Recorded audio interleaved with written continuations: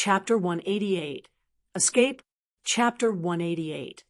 Escape. When Yi Mo came to the airport, Han Yen was already there waiting for him. By the looks of it, she had been there for a while. Han Yen carried a bag. She looked at Yi Mo in shock, who only carried a small bag, thinking that this bag wasn't even enough for some clothes, much less equipment. The news she got was that the place they were going was quite far. She didn't know that if Yi Mo wasn't trying to hide his ring, he wouldn't even bother carrying a bag. Yi Mo boarded in no time and sat with Han Yen. Although Han Yen didn't use any makeup, she had this faint aroma on her that was quite pleasant. Although she wasn't extremely pretty, her temperament was quite good. Seeing Yi Mo didn't even talk to her after getting on the plane, but just played with a jade bracelet. She was a little annoyed and asked, "My news is to go to Huzhong province. Why are you going to Xian Mountain?" "I need to do some private business," Yi Mo said, and then sunk into silence again. Seeing Yi Mo not interested in talking to her, Han Yen frowned but stopped talking. Yi Mo was thinking about what Yi Ling said to him last night. The bracelet was let from Dad, saying your mom left it for you. The bracelet was very old. Yi Mo studied it with a spirit sense and didn't find anything out of the ordinary. It was just a normal bracelet. Sighing, he put the bracelet on his hand. Yun Bing, who was planning on going back to Ninghai, decided to go back a week later due to Yi Ling. Although he didn't know why she was staying for an extra few days, he felt she treated him a little different. "Do you know the organization North Sand?"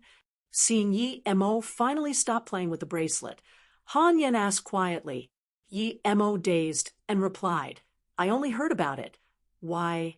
Seeing Yi Mo finally listen to her, Han Yen breathed and said, "You should know that Feng Tian you saved from the desert last time, right? She's from North Sand. And she said that data came from the North Sand. As for how it came out, she didn't say, but it's definitely related to North Sand." Yi Mo was not surprised she was from North Sand, otherwise she wouldn't know Wendong. He was looking for Wendong now, but if he could find Feng Tian, then she should know a little about North Sand. Thinking about this, Yi Mo asked, "Do you know where Feng Tian is now?" Han Yen shook her head and said, "I don't know.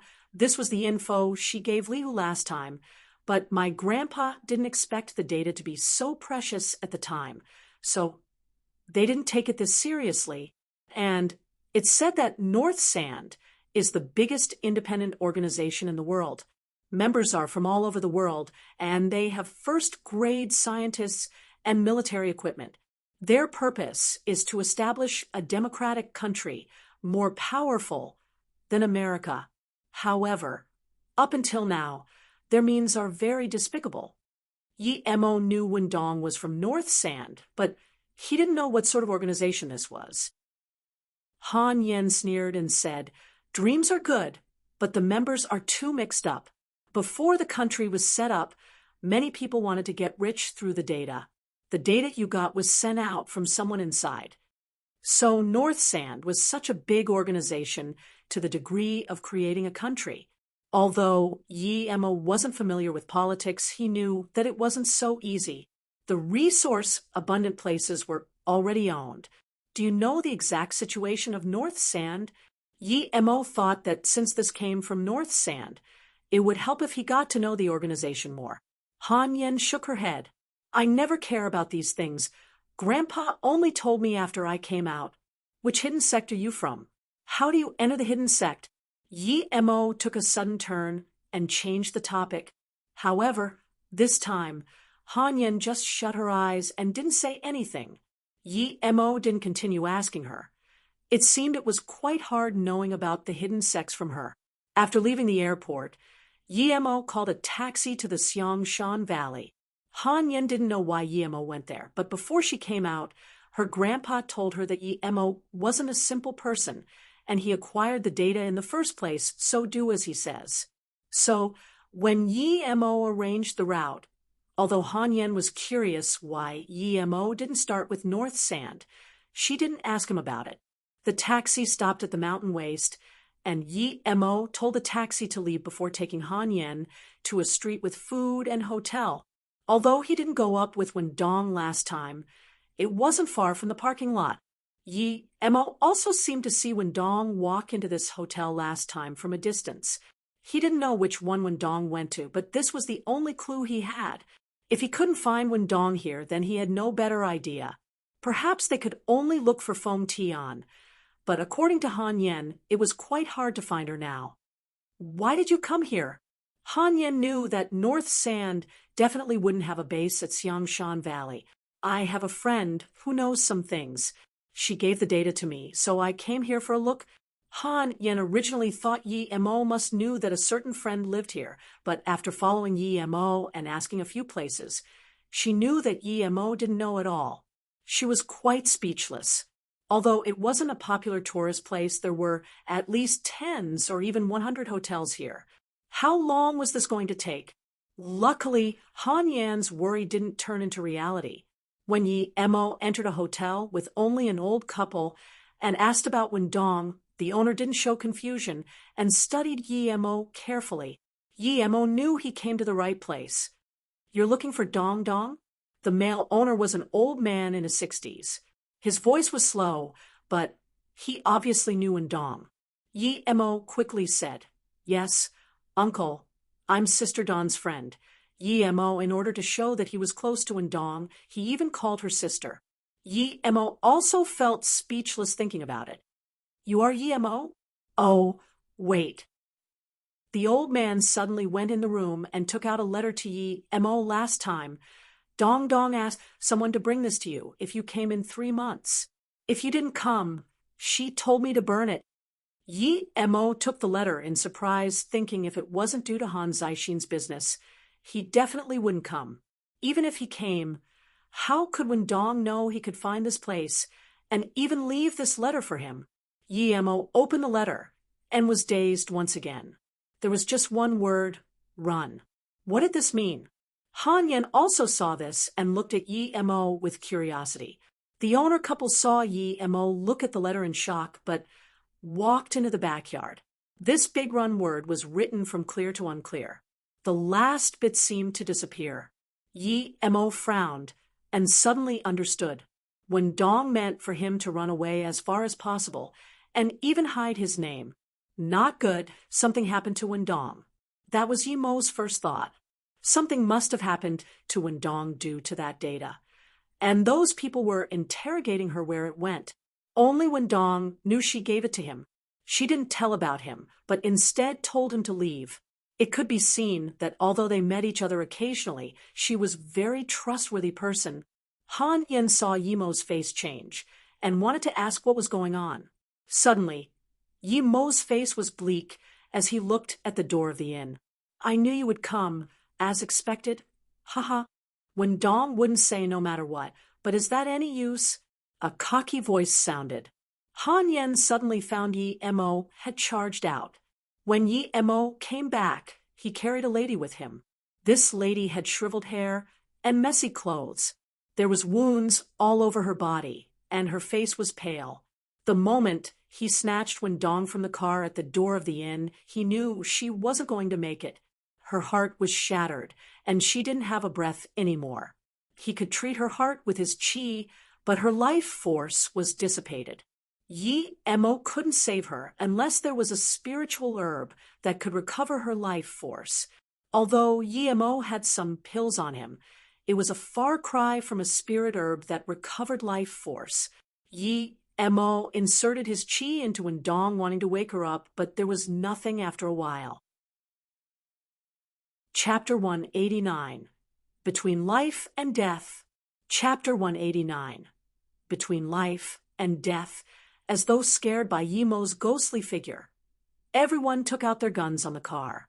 The leading person was a strangely beautiful young married woman. Wendong.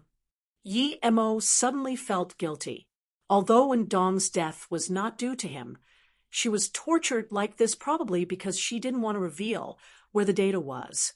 When Dong slowly opened her eyes with the forceful treatment of Yi Mo's strong qi, when she saw Yi Mo, she was surprised and quickly said in a voice that even Yi Mo could barely hear, Yi Mo, sorry, I involved you in this. North Sand is looking for the model. Quickly go. I didn't say. It was just these few words that used up all of her power and life force. Her head fell in Yi Mo's arms as she slowly closed her eyes.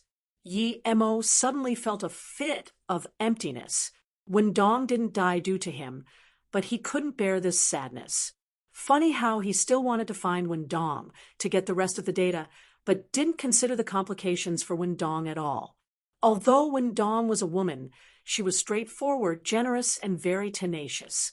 Although she didn't tell Yi Mo what she did with the money, he knew that she definitely didn't use it herself. Yi Mo raised his head and looked coldly at the 4 men pointing guns at him before looking down at Wendong and saying, "Sister Dong, don't worry, just go. I swear that in my life, I will pull North Sand from its roots and burn that data in front of your grave." "Yi Mo, you..." Han Yen heard Yi Mo's words and was shocked. Regardless of whether he eradicated North Sand, the country needed that data. If Yi Mo casually burnt it in front of someone's grave, what would her grandpa say? Yi Mo's eyes were slightly red as he glanced coldly at Han Yen. "Shut up." Han Yen was about to rage being told off by Yi Mo for no reason, but she looked at the guns pointed at them and resisted the urge. Yi Mo turned, looked at the 4 men pointing guns at them, and coldly said, "You are the bastards of North Sand."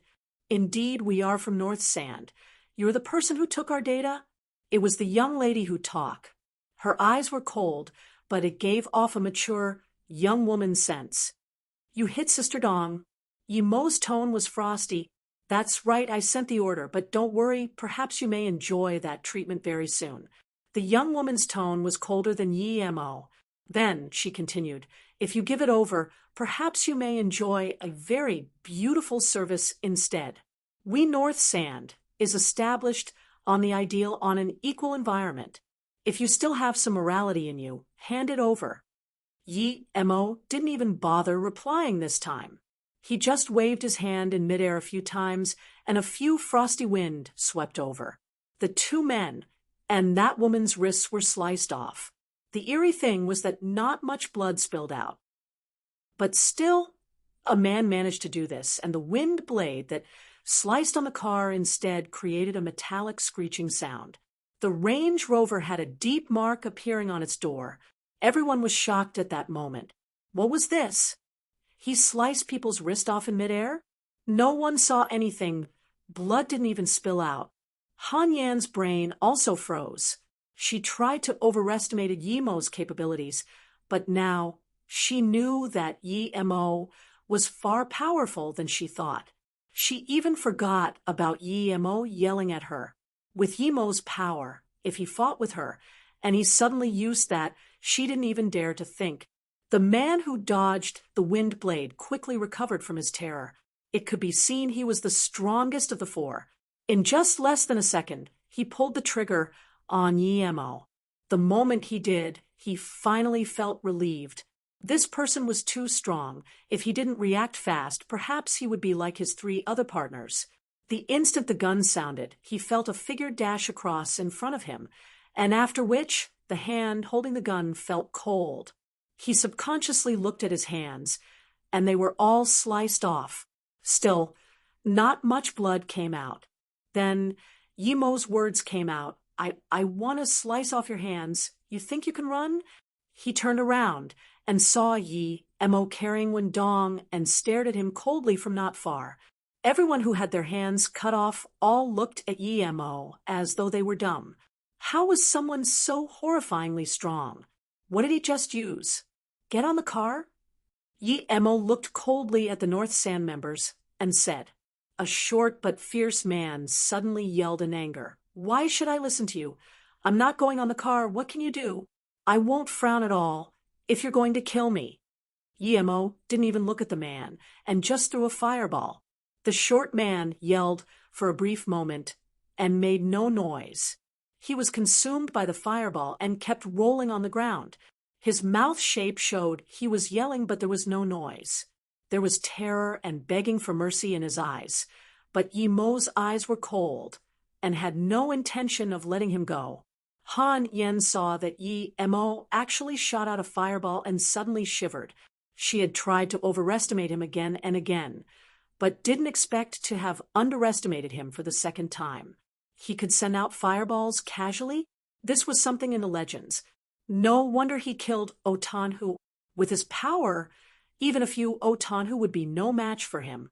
Han Yen suddenly thought of Yi Mo's words that he was going to burn the data. She thought those were just angry words before, but now she had realized those were very real. The remaining three looked at Yi Mo in terror. They got in the back seats of the car, without Yi Mo saying anything else. Then Yi Mo sealed their movement before coldly saying, "What you did to Sister Dong, I will make you pay slowly." Han Yen hesitated a long time before saying, "Yi Mo, if you can give me that data, perhaps I can save her." "What? You can save Wendong? Do you know her situation?" "Although I can recover her damaged meridians and internal injuries, but her life force is dissipated. Do you know what it is? Perhaps you just thought the heart stopped beating."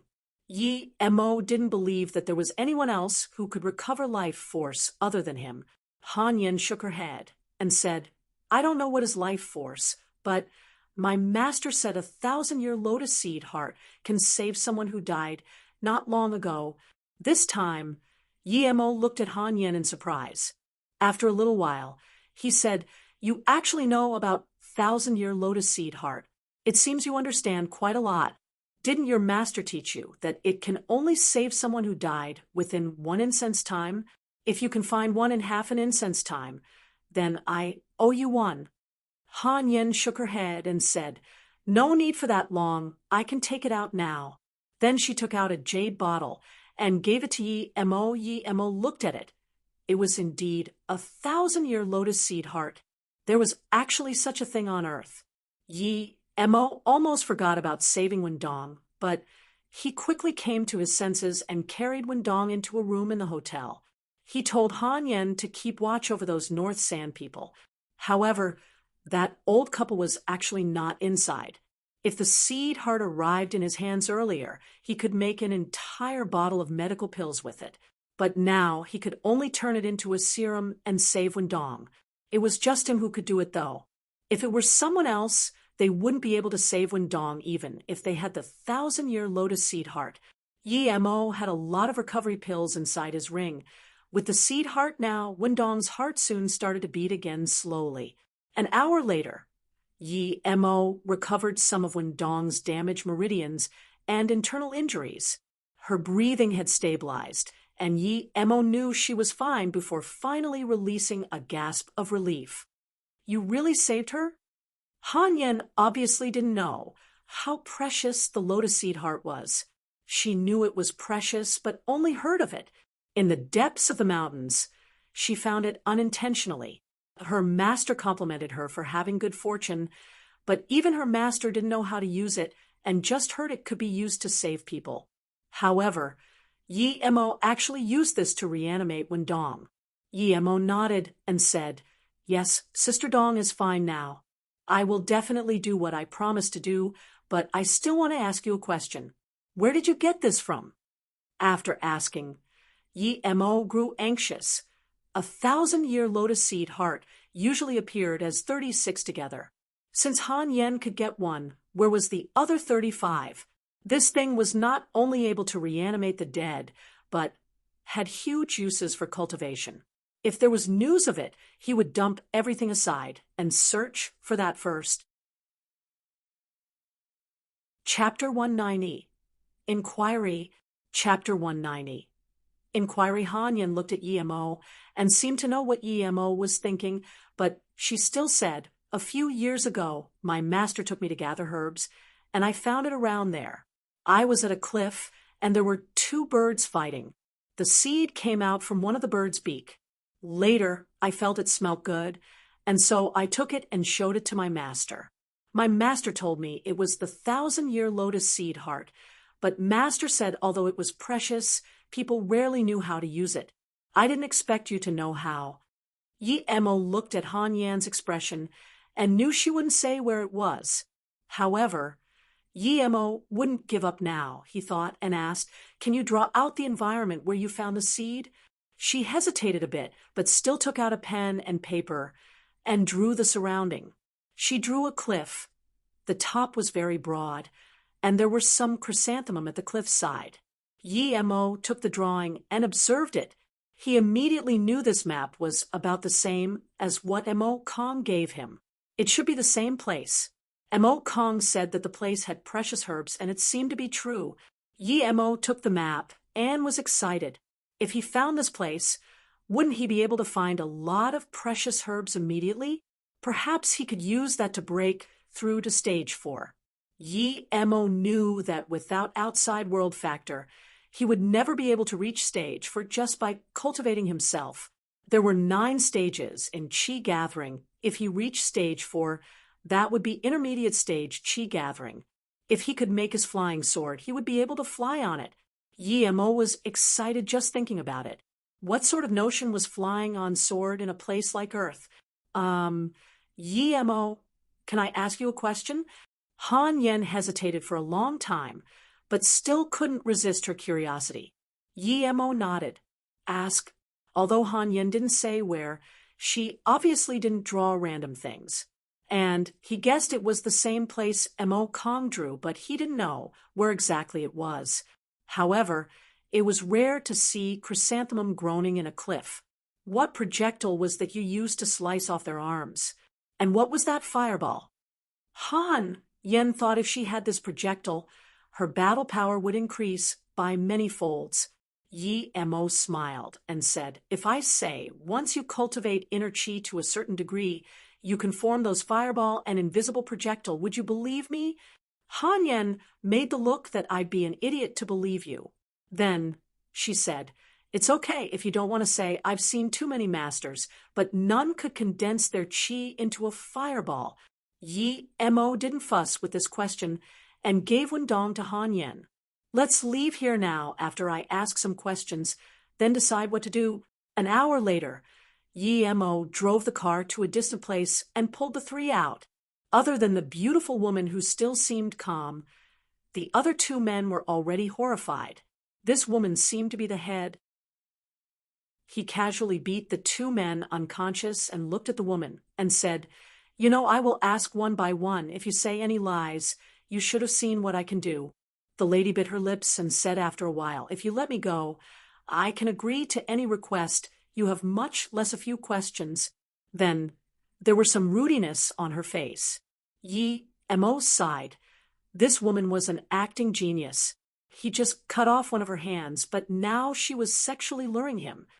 You don't have the right to argue with me. If you don't want to say, then don't. I will ask someone else. Yi Mo didn't have the slightest good impression to this woman. He was prepared to kill her as soon as he was done. Hearing Yi Mo's words, this woman unexpectedly didn't make more request and just said, you should know we're from North Sand, and so is Wendong. Her pal stole important data from North Sand and ran. We're just responsible to bring her back. How did you know to ambush us at Xiangshan Valley? Yi Mo couldn't understand this. Without Han Zaixin, he wouldn't even go there. How would people from North Sand know? The young lady didn't hesitate to say, North Sand has 6 major bases across the globe. We're from the Asian base. It was an order from the base for us to wait at Xiangshan Valley. I heard it was because we got a new advisor. It should be his idea. New advisor? How did he know? Yi Mo asked curiously. The lady said once again, he's called Dongfang Shi. When we found that when Dong was related to that in Xiangshan Valley, he told us to not startle anyone. We just needed to hide outside the inn. He said that no matter if the person who got the data knew when Dong well or not, they would come back for more after a while. Then we could capture the person. Dongfang Shi? Yi Mo repeated. He felt this name was very familiar. Seeing Yi Mo talk about Dongfang Shi, the lady quickly said, it's said that many things were planned by him ever since he came to the Asian base. Then, the lady secretly looked at Yi Mo, seeing that he was in deep thought, seemingly interested in this Dongfang Shi. She said, I've seen this Dongfang Shi once before. He is lustful, but it's said that his main purpose coming here was for North Sand, to help him get revenge. His enemy is Yi Mo speaking till now. Yi Mo had understood who this Dong Fangshi was. He was the original advisor of Nanqing.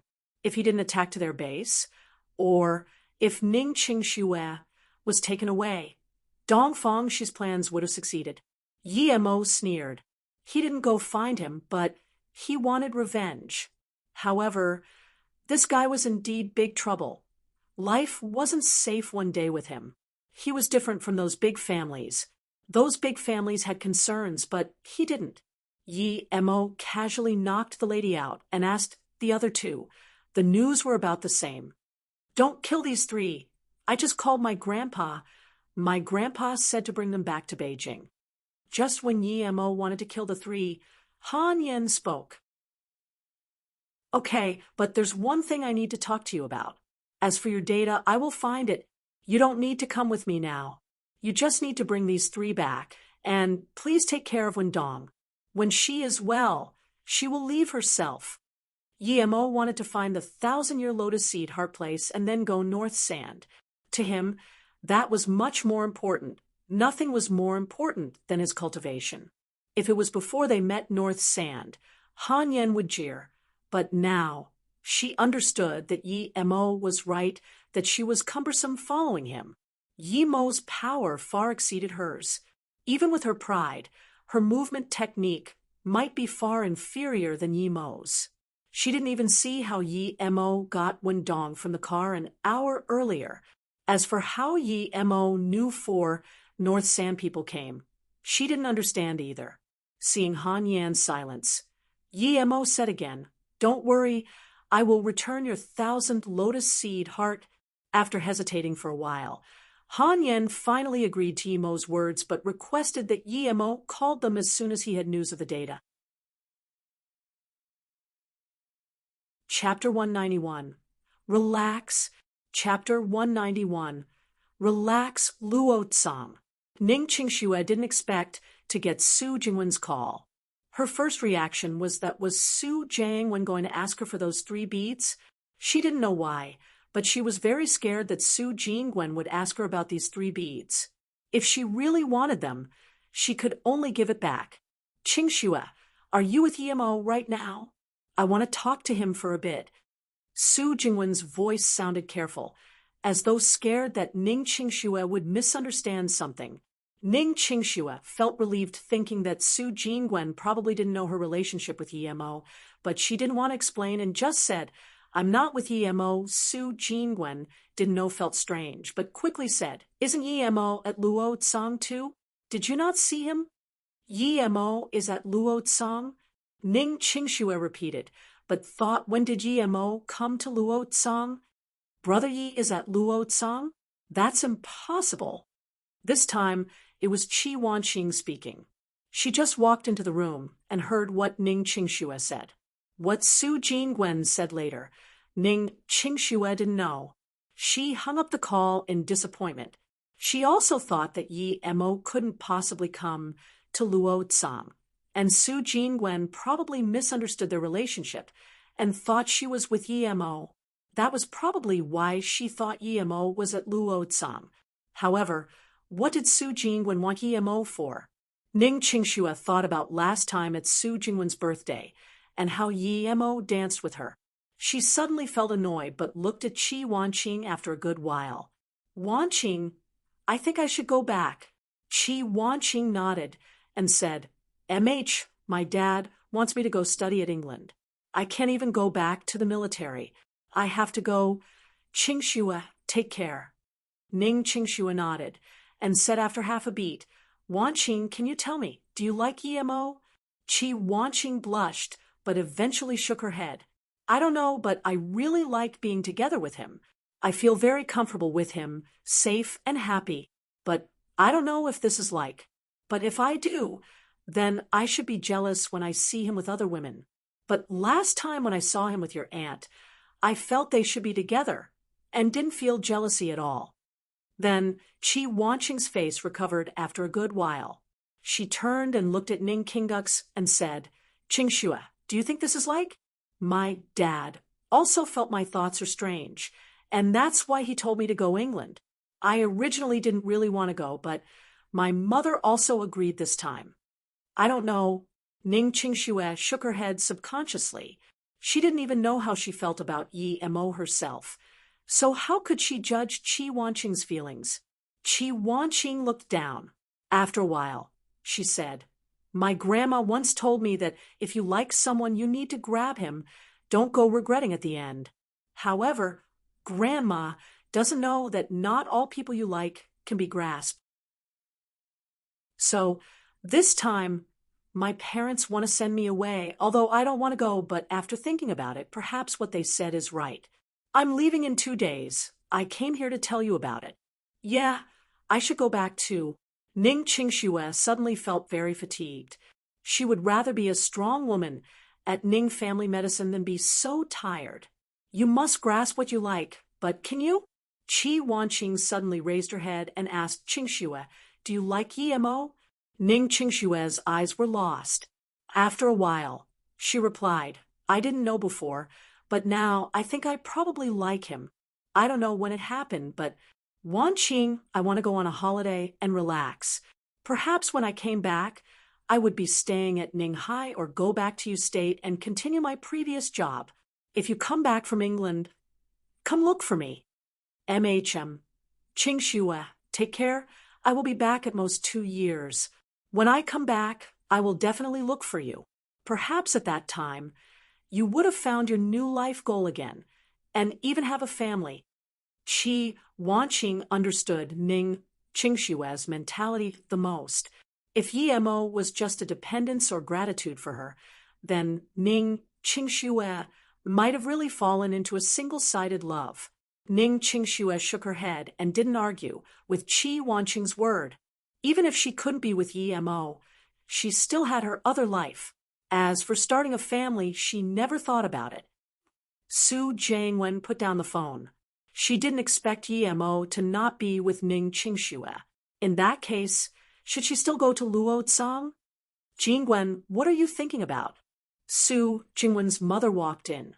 She saw her daughter sitting dumbfounded at the table, and so she asked immediately. "Nothing, just—" She was about to tell her mother the master who sold the charms could be at Luo Tsang. However, her mother interrupted her. "Jingwen, Weijing is back. He just called me he would be at Ninghai soon." "Really? Weijing cousin has already graduated." Su Jingwen's face was full of joy and surprise. Weizheng was Xie Weizheng. He grew up together with Su Jingwen. From young to maturity, Xie Weizheng was a true genius. Not only was he outstandingly smart, he covered for Su Jingwen everywhere. However, he went to America to study, causing their contact to grow less. The last time they met was 2 years ago, when Su Jingwen went to America for her mother's condition. The first reaction she got when hearing that Xie Weizheng came back was joy. "Look at how happy you are. Weizheng won't be leaving again this time. He's prepared to develop his career at Ninghai. You need to help him then." Su Jingwen's mom obviously knew that her daughter had a very good impression of Xie Weizheng. "By the way, Mom, I forgot to tell you. That master who sold me the charms seemed to have appeared in Luo Tsang. I might know him." Although Su Jingwen was sure Yi Mo was that master, but she wasn't 100% sure before she got to see him. "Really?" "Jingwen, if that master is at Luo Tsang, you must invite him over." Su Jingwen's mother was also filled with surprise and joy. "MHM, but he might just be passing by Luo Tsang, Sai." Su Jingwen thought about Yi Mo's voice and smile, and caressed the 2 coarse beads on her bracelet. Seemingly lost in thought. 3 days later, Ning Qingxue went back to State. She just stayed there for 2 days, and then went with a tourist group to relax. With Li Mumei's observation, Lan Yu knew what her daughter was thinking and could only sigh. When she came back, perhaps she would go back to her old life. Originally, she thought without the harassment of the Song family, Ning Qingxue would soon return to her former self. However, Lan Yu was disappointed. She still seemed to be depressed. Perhaps it was good for her to go relax. This time, she went to a proper tourist organization. Although she wanted to relax by herself, she knew the world was far from as safe as it looked ever since she went to Flowing Snake. God State Tourism was the biggest and most appropriate tourism company in U State, and it was quite famous throughout the country. What was different to other tourism companies was that this tourism company decided pretty much all the locations and designed the route. One specialty was adventure. This company had a lot of wealth and had safety guarantee. This was because they had their own helicopter. The only thing was that it was too expensive. However, this price was irrelevant for rich people. Since they had a lot of safety assurance, it was normal their prices were a bit high. Although Ning Qingxue wanted to go to Tibet, but this company had no plans recently to go to Tibet. Their plan was to go to Shinnongjia. Due to their power and large crew, although their prices were many times more expensive than others, many people still chose this company. There were 22 people altogether going to Shinnongjia this time. Most of them were the elite of the job market, and some were entrepreneur bosses. However, there were only 7 females, including Ning Qingxue. The tour guide was a girl called Cui Lin. She was in her 20s and looked very lively. She was articulate when telling about the stories and had a vibrant display of body language. After they went to the top of Shinnongjia, they didn't go to Shinnong's sacrificial ground. Instead, they went to a forest to seek the footprints of savages. This was one of the set journeys. Although it was said to find savages in the forests, the tourists knew that it was just a saying to attract tourists. The most enticing was the 3-night stay in the forest untouched by human activity and watch the morning mist in the forest. Even with safety measures, there were too much unpredictable things in this prehistoric forest. The tourist company couldn't take them too deep and just stayed on the outside. Perhaps Ning Qingxue was too pretty. So many young men offered to carry her bag when they were climbing hills in order to start a conversation. However, Ning Qingxue's was not too hot nor cold. She only occasionally spoke to the 2 girls beside her. Most of the time, she didn't really talk and just carried her bag and walked. It was as though she didn't come for a holiday but to walk. After some time, everyone knew her personality and didn't bother her. Chapter 192. Strong Enemy. Chapter 192. Strong Enemy. Yemo searched for large amounts of information online and, after comparing them, locked 2 locations. One was the Yundu Valley and another was Shinnongjia. Yemo found out that the chrysanthemum at Shinnongjia was more expensive and precious. The place it grew was very hard to reach for normal people even if they had a helicopter. It seemed the place Han Yan drew was at Shinnongjia. Eventually, Yemo decided on going to Shinnongjia to find the chrysanthemum. Perhaps in this place he would be able to reach the place Mo Kong and Han Yan was talking about. Of course, Yemo wouldn't go with a tourist group. He knew the flowers were at a cliff, so as soon as he entered Shinnongjia, he went to the No People district. The place was broad, but there were countless dangers there too. However, it wasn't hard for Yemo. It was only 2,600 meters above sea level. The 3rd day after Yemo entered the Shinnongjia, he found the chrysanthemum at a cliff. However, the place was not so similar to where Mo Kong drew. Although they were both cliffs, there were no flat ground, and the top wasn't too broad either. Just when Yemo was prepared to go down and try a different peak, he heard voices from the middle of the cliff. Yemo scanned his spirit sense down, but couldn't find if there were people near. Were there really savages? Yemo did a close study of the geology of Shinnongjia before he came. Other than some no-man lands and dangerous districts, most of the Shinnongjia had been excavated by the country and has become a tourist hotspot. Just when Yemo wanted to go down, the voice sounded again. It's not here. Looks like it's at Chetua Peak. Let's go there then. The faster we get it, the better. Another voice sounded. It was sharper than the previous one. Yemo heard it clear. two people actually climbed down the cliff. Yi Mo finally found a rope at a corner. He was too bothered with checking if this was the place. Mo Kong said that he didn't even notice there was a rope there. The two people could climb down such a steep cliff. Even with ropes, it meant that they were pretty good. Yi Mo just managed to hide himself when the two agile men climbed up the cliff quickly. Both of them wore gray clothes. The man who first came up was in his 40s and tied up his hair. He looked like an actor from ancient drama. The man who followed was about the same but had short hair. There was a scar stretching from his ear to his mouth that looked very scary. Cho Tua Peak? Yi Mo thought. Were these two looking for the same thing as him? He saw the two pack things up and took a quick break before rushing down the cliff.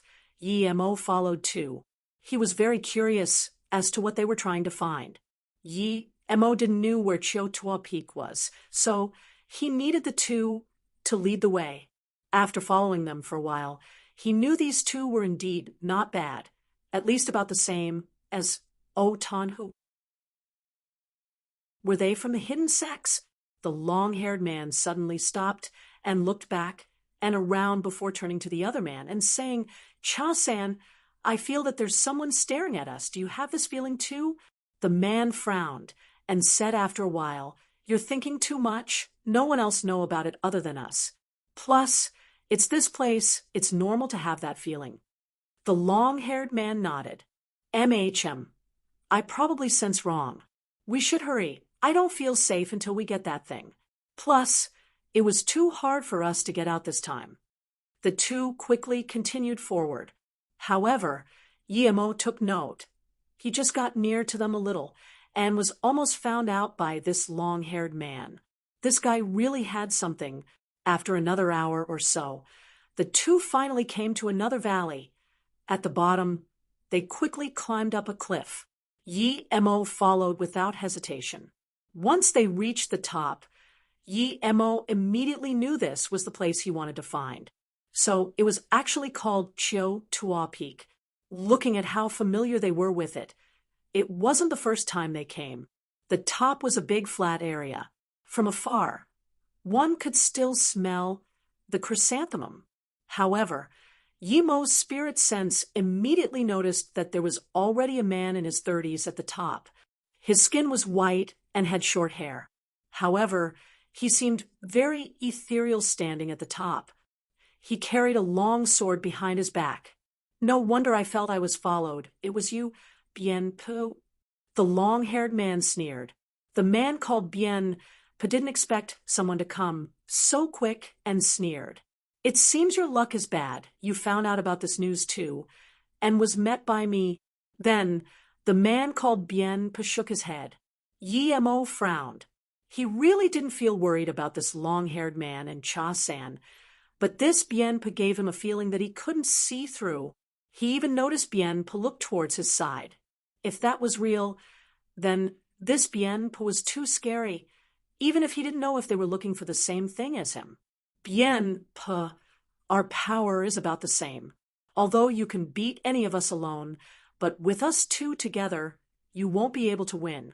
How about we work together and split it into 3, 1 each? This time, it was Cha-san who talked. 1 each. Humph, you overestimate yourself. Take my fist first. Then, Bien Pu stepped forward and launched a fist. Cha-san hummed and returned with a fist. He will make Bien Pu know that he was not a coward. Clash. Cha-san actually took many steps back and was stopped by the long-haired man. There was blood in the corner of his mouth. Just 1 fist, and he was injured. You broke through. Cha-san looked at Bien Pu, who didn't move at all. He didn't expect Bien Pu to break through to the next state. In the entire hidden sex, the amount of people who was able to break through to Earth level could be counted.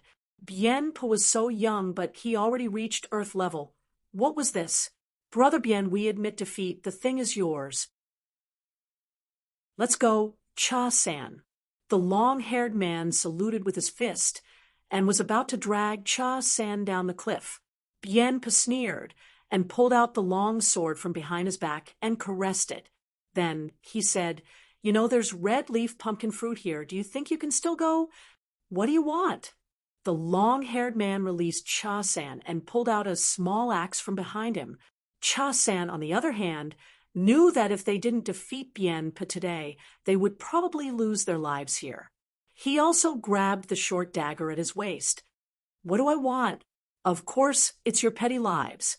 Then, Bien-pa seemed to fly as his sword sliced towards the two. A gust of blade light spilled, encompassing the two. Even Yi-mo, who was meters out, felt a frosty feeling. Such an overlord-like sword technique. Cha-san yelled and focused all his energy into the dagger and swept towards that sword veil. His force seemed to be even a little stronger than Bien-pa. However, Yi-mo's spirit sense noticed that his leg was shaking. Yi-mo sighed. Even if he wasn't scared at all, Bien-pa's sword wasn't something he could stop, much less when he was already afraid before the fight. Plus the wound he received before, his situation was dire. Yi-mo could tell from the momentum of the sword that he was no match for Bien-pa now. The long-haired man suddenly threw his short axe and turned to run, completely disregarding Cha-san's situation. Yi-mo sighed. If the two worked together, perhaps they could fight a few rounds with this Bien-pa. However, this long-haired guy ran, meaning that their defeat was inevitable. Cha-san, who was already afraid, saw that the long-haired man felt more worried. His dagger, that had some momentum, slumbered.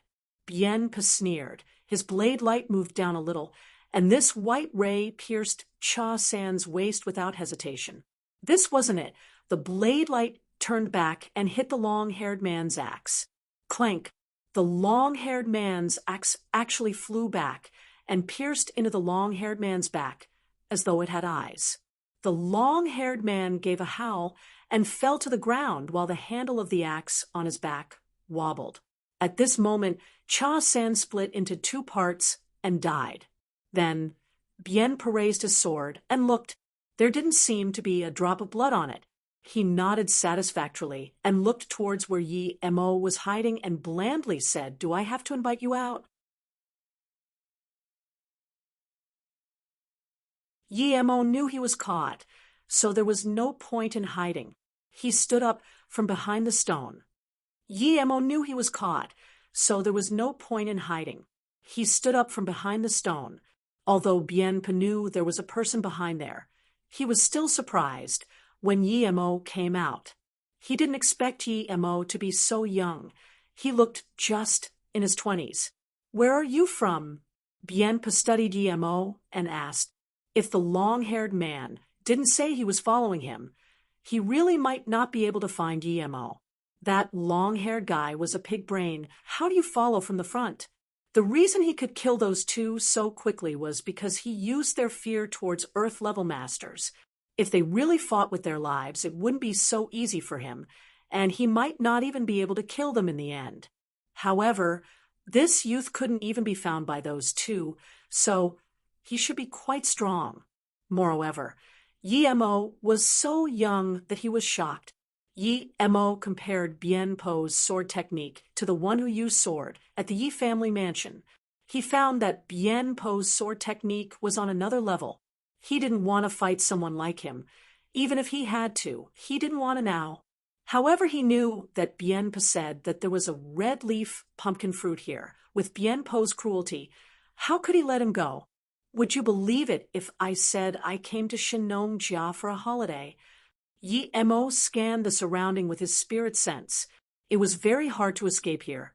Other than one way down the mountain, there were cliffs everywhere. Bien-pa smiled, but his face was expressionless.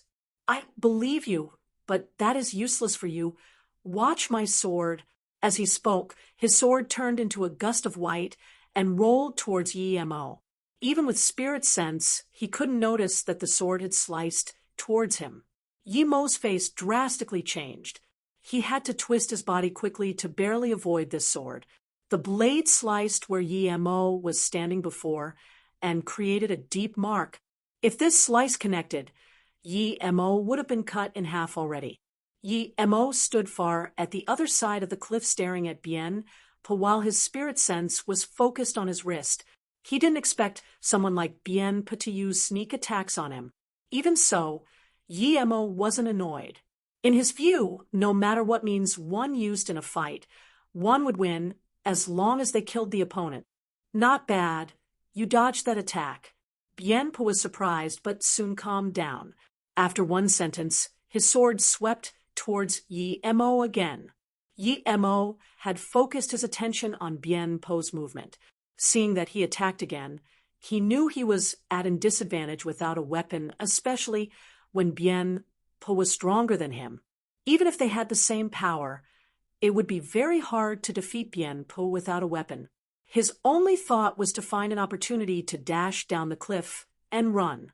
This time, Bien Pe sliced 7 times, which connected into one slice, sealing all of Yi Mo's retreat path. Yi Mo casually took out Xian Daoist's whip. He was sure that if he didn't have spirit sense, a few of him would have died already. Even with spirit sense, many segments of the whip broke after this round of attack. The remnant of the whip was not much longer than Bien Pe's sword. Xian Daoist's whip was a not bad attacking artifact, but it was like grass under Bien Pe's hacks. If he didn't have this whip, perhaps Yi Mo would have lost an arm already. From the start till now, Yi Mo was suppressed. His clothes had been torn apart by the sword Qi, and there were 7 or 8 slashes on his ripped body. It looked very scary. However, Yi Mo knew that this was only the first round of attacks. Bien Pe was too scary. Was there such a difference in one level? If he was still stage 2 now, he would have been long dead. Even now, if Yi Mo didn't think of a way, death awaited him. Bien Pe's second round of attacks still weren't able to kill Yi Mo. He stopped his attack as his eyes grew cold. He stared at Yi Mo for a while before asking, "Just who are you? How can you survive under my 7 consecutive strikes? And where did you get your whip from? Speak." Yi Mo sneered. Although Bien Pe was much stronger than him, he still found something. When Xian Daoist's whip was broken, he found Bien Pe's weakness. Bien Pe must have just reached earth level. Although his 7 strikes were strong, there was a gap between each attack. This gap gave Yi Mo a sliver of chance. Without this sliver, even if Yi Mo had the whip, he would have been killed. Stop wasting time. If you want to fight, then fight. Yi Mo calmed his chi and quickly thought of how he could use his wind blade to get in a surprise attack and then run. "Okay, I'll see how long you can last." Bien Pe sneered. His long sword changed again, carrying this white light as he charged towards Yi Mo. "Ning Qingxue, what are you looking at?" It was night time. The tour guide saw that at a far-off place, Ning Qingxue kept looking at a big rock. "Look at this." Ning Qingxue pointed at that huge rock and said worriedly, there are 2 people fighting." "What's that? Was there illusions at Shin Nongjia?" "Not right." "Stop," Chuilin said. She saw 2 shadows fighting, but they had just split. "They're fighting again." Chuilin saw the 2 fight. She had been a tour guide for a few years, but she had never encountered this sort of thing. Chuilin turned and looked at Ning Qingxue. She found that Ning Qingxue seemed to have more attention on one of the figures. She seemed to be quite excited. Chuilin didn't care, but said to herself, if it was at Wuyang Mountain, I would have thought it was a goddess practicing sword. This is too fascinating. I'll get everyone to come and see. Then Chuilin quickly went to call people. Ning Qingxue, however, stared dumbly at the figure on the rock. Her heart was beating rapidly, as though it was going to jump out of her chest. She could feel one of them was Yi Mo. The moves and shape, it was exactly the same as the person of her dreams. Was she thinking too much? If Ning Qingxue didn't also see it, she would have thought she was dreaming, or was it because she yearned for Yi Mo too much that she had the illusion? Illusion? Ning Qingxue suddenly thought, were there actually 2 people fighting and the sun reflected it here? The 2 figures on the big rock gradually thinned out until it moved to the side and disappeared. Ning Qingxue's heart continued beating rapidly and quickly took out the telescope on her chest and looked at the two figures. She felt that one of them was definitely Yimo. She was actually so sure it was him. Yimo's figure had appeared in her brain countless times, so she knew she wouldn't see wrong. Ning Qingxue didn't spend much time until she was shocked, as though she was struck by lightning. On a distant peak, they're two obfuscated figure fighting. It's real. It's actually real. Yimo, is that really you? Why are you here? Ning Qingxue was screaming in her heart. She hoped that she could just teleport to that cliff and help Yimo even if it was throwing a stone at his opponent. However, she knew that cliff was too far from here. Even though the sun was good today, once the mist came up, she wouldn't be able to see there. Ning Qingxue held the telescope, but she could only watch from there. She had no way of helping. Although Yimo had found a way to avoid the blade light, after the third round, there were more slashes on his body. Other than a few whips, Yimo couldn't even make a threatening attack. Yimo's whip had just turned into a handle. There were blood trickling down his chest to his waist that slowly dampened his pants. Yimo's face was getting pale. He knew that if this continued, the next round of blades would be his end. However, this Bien pose was not only scarily strong in his attacks, but his defenses were rather strong too. After 3 rounds of attacks, Yimo couldn't even find a place to attack. Yimo knew he only had one chance. If he wasted it, then he would be dead. Bien also breathed heavily. His clothes were also ripped by Yimo's whip. A few whip marks could even be seen clearly. You're a rather strong opponent. But even so, this day next year will be your Remembrance Day. Bien didn't mind the light wounds on him at all and attacked again. Yimo suddenly threw the hilt of the whip to Bien and jumped as though he was jumping off a cliff. You're asking to die. Bien saw that Yimo dared to make a forced escape and sneered. His long sword turned into a white ray that struck towards Yimo, not even bothering with the hilt Yimo threw at him. Chapter 194. Shocking Battle. Chapter 194. Shocking Battle. Bien saw that Yimo couldn't dodge and was about to be cut in half by the sword, but just as the sword was about to hit. However, Yimo suddenly dropped down as though he didn't charge straight, but was free falling. Such amazing control, being able to do this in midair. Even Bien was amazed. But even so, he didn't go easy at all. His sword turned 90 degrees without a trace and cut down towards Yimo again. Yimo had to admire Bien for his sword technique. He held back some power on each sword, so he could change moves at any time. I'll let you guys die together. Bien saw that the place Yimo landed was where the long-haired man lay. He sneered as his sword attacked fast. At that moment, Bien froze. He found that Yimo disappeared. His sword stopped, and Yimo used this opportunity to escape. He used this technique for Daoist Yen, but he wasn't sure whether it would work against Bien. When Bien noticed he disappeared, he froze for that little bit of time, but that time was enough for him to escape. Invisibility artifact. Bien immediately found Yimo's location and attacked him again.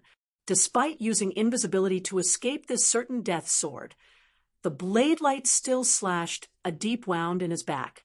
Before Bien attacked him again, Yimo threw the short axe in his hand out. Small trick, Bien sneered. The moment he saw Yimo charge towards that long-haired man, he guessed that Yimo might use that axe. As he expected, Yimo's axe flew over towards his shoulder. Bien sneered. This young man wanted to cut his right arm off. This guy had completely overestimated himself. This axe still had a howl to it. Obviously, Yimo wasn't very good at projectiles. But soon, Bien noticed something weird. The frosty wind with the axe was a bit shocking. He couldn't understand how did a simple axe carry such frosty wind. But in that moment, the axe already came to his right shoulder. He didn't even think, and turned his sword to deflect the axe. He wanted to do what he did to the long-haired man. However, what he couldn't understand was that before the axe reached his right shoulder, it suddenly turned and attacked his left shoulder, but its momentum was a lot weaker. Idiot, Bien sneered. Once again, ordinary masters at projectiles knew how to make them turn midway. It was with the way one used inner chi. To him, Yemo obviously was not familiar with it because when the axe turned, it became so much slower. Even if the speed didn't slow down, it would be impossible for him to be hit, much less when it was slowed. Bien wanted to use his left hand to grab the axe, but he felt something was wrong. His right arm was cut broken by some unknown projectile, and that wasn't it. This unseen frosty wind didn't stop and sliced towards his waist. Not good. Bien immediately retreated and, at the same time, threw out the axe while picking up his broken pace. There wasn't any stopping between these movements. That's how fast he reacted. Mo didn't have time to sigh that he didn't cut Bien Po's waist since the axe was flying over. The same time he dodged the axe, Mo knew that as long as he didn't kill Bien Po, he wasn't out of danger. Even without a hand, it would still be very easy for Bien Po to kill him. He calculated everything, and even used the axe to cover his wind blade, but wasn't able to cut Bien Po's waist off. From this, it could be seen how strong the other party was. Luckily, he aimed for the arm first, otherwise, Bien Po could have easily seen through if he aimed towards his waist right at the start. When Bien Po retreated to the cliffside, so did Mo. He was very angry having his arm cut off in a strange way by an insect. He grabbed his long sword with his left hand and didn't talk. His sword spun around and was going to encompass Mo again. Mo kept his spirit sense on the sword. Soon he felt relieved, although Bien Po's left hand sword technique was very good. It was far from his right hand. It was the same sword light, but Mo clearly captured where the sword was. Mo didn't even think and grabbed towards the back of the single-bladed sword. At the same time, he focused his chi, wanting to control the sword. Even though his left hand wasn't as good as his right hand, if Mo let Bien Po use his sword technique, he would still die. Humph! Bien Po didn't expect Mo to be able to grab the back of the sword. He sneered and was about to gather energy to pull back the sword and cut Mo from the waist, but at this time, a huge power came from the sword's back. Mo actually jumped out of the cliff and pulled him out too. Bien Po wouldn't let go of his sword at all and twisted the sword. There was a huge power, and Mo immediately let go. You want me to fall off the cliff with you? Keep dreaming. I won't even let my sword go with you. Bien Po twisted in midair, and before his breath of inner chi finished, he dashed towards the cliff again in midair. Mo sneered. Although he was falling, he raised his hands at the same time. Multiple wind blades sliced towards the space between Bien Po and the edge of the cliff. As soon as Bien Po reached the edge, he felt multiple frosty winds coming at him. He remembered how strong it was and didn't think before turning around and raising his sword to block it. Not good. As soon as Bien Po dodged those frosty winds, he realized he wasn't on the cliff but outside it. His inner chi was exhausted after dodging the projectile, so it would be too hard for it to bring him back to the cliff. Bien Po started to fall rapidly. Even so, he wanted to use his sword and stop on the side of the cliff. However, Mo wouldn't let him have it his way. Although he was falling too, he had wind-controlling technique and was in a much better situation than Bien Po. He kept attacking Bien Po until he didn't have enough inner chi to climb up the wall. Then Mo threw a few fireballs at him. Although it didn't reach him, Bien Po's face changed drastically. If it was on the ground, those few fireballs wouldn't be more threatening than a few bricks. However, he had nowhere to exert force and could only see the fireball come at him. I didn't think I would die here, Bien Po yelled furiously. He threw his long sword out. Boom! All the fireballs landed on Bien Po's body.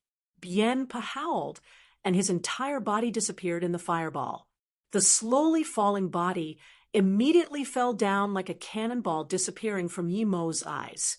Although he fell, his sword still flew towards Yi Mo. Yi Mo's chi was almost used up, so he could only barely avoid to get his vitals hit. The sword still passed through his back. Yi Mo, who was already bloodied, immediately started to bleed like a fountain. If he didn't dodge this at the last minute, he would have probably been killed already. But even so, Yi Mo felt dizzy. Luckily, this sword dragged him to the edge of the cliff. In the fuzziness of consciousness, Yi Mo didn't even think and just grabbed onto what he could. Rip! The vines couldn't seem to bear Yi Mo's weight and just slowed him before he continued falling. Yi Mo bit his tongue and reached for things to grab on the cliff. He would grab anything he could, but these only slowed his speed and didn't stop him from falling. Ning Qingxue saw that the two figures fell down the cliff and was shocked. She could no longer hold the telescope as it fell down and wobbled on her neck. Here! Quick, I saw it here. With Cui Lin's voice, more than 10 members of the tourist group came. Where are the people fighting? One young man asked immediately. Cui Lin looked at the huge rock in shock. After a while, she said in shock, Ning Qingxue and I both saw it. There were 2 figures fighting on this rock. Why did it disappear so quick? By the way, Ning Qingxue, you were always here. When did it disappear? I think your eyes flashed. Do you think this is the home of a goddess at Wuliang Mountain? One of them immediately joked. Although Cui Lin was a tour guide, she was very competitive and quickly said, I really saw it. If you don't believe me, ask Ning Qingxue.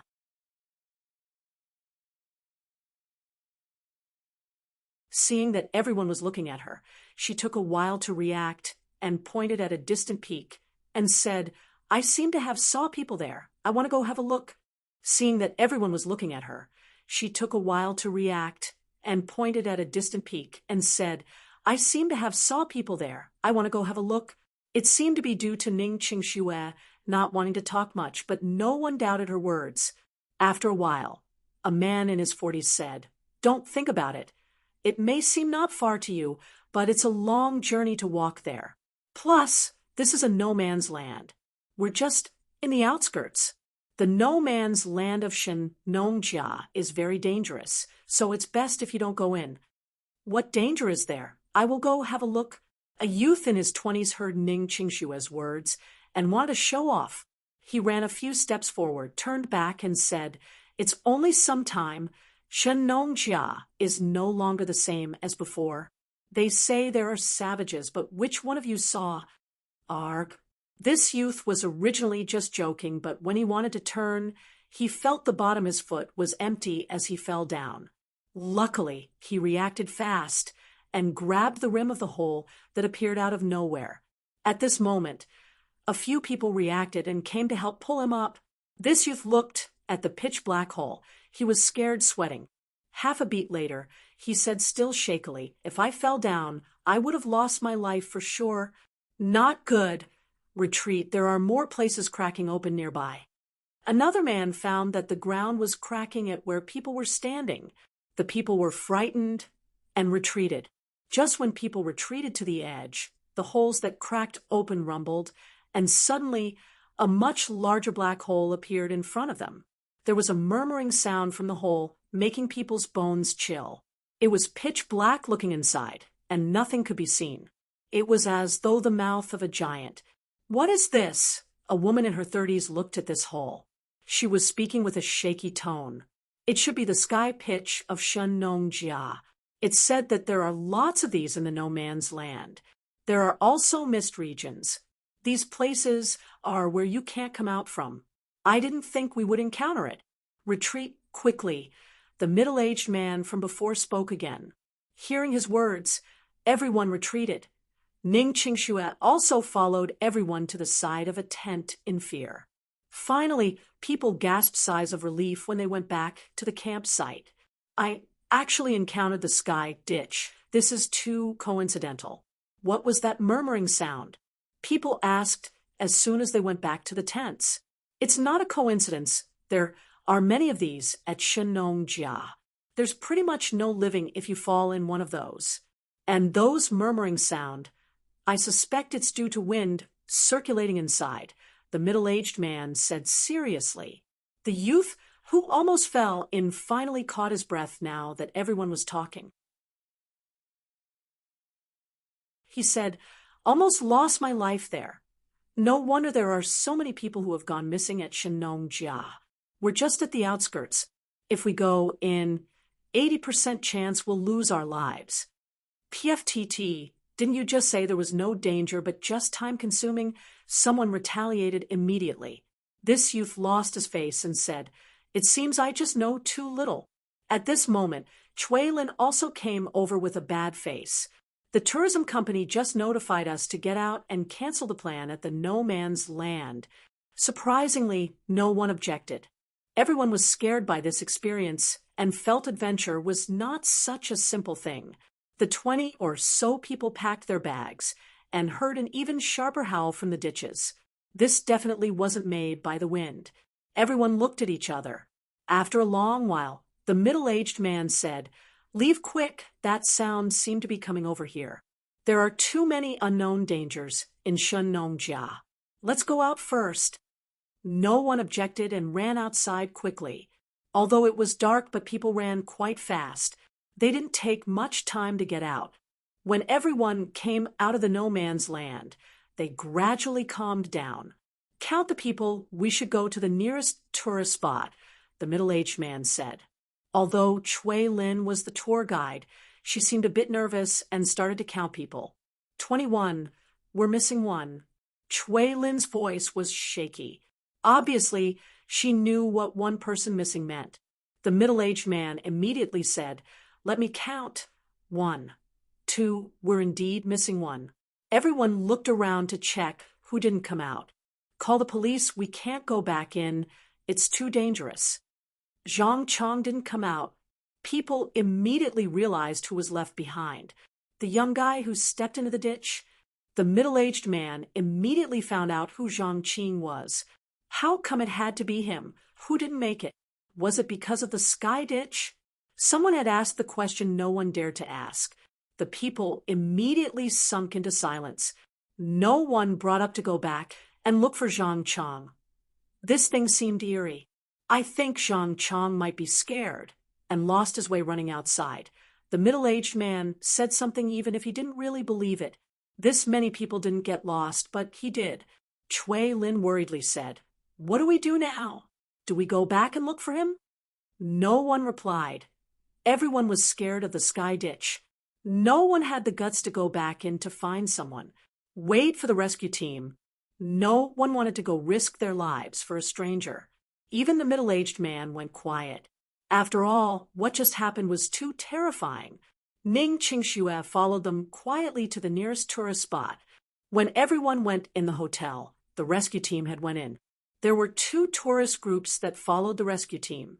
Ning Qingxue finally understood the dangers of Shenongjia. She even wanted to look under that cliff, but now, it seemed that before she got there, she would have lost her life. This wasn't something that could be done with courage. Sometimes power was needed, and she didn't have that power now. She could no longer calm down, not being able to see if that person was Yimo. She came out to relax and hid Yimo's figure from her mind in the depths of her heart, but now she felt her mood was even messier. Yimo's figure kept swinging around in front of her eyes. The moment he fell from the cliff became clearer and clearer. Did she think too much and thought of someone else as him?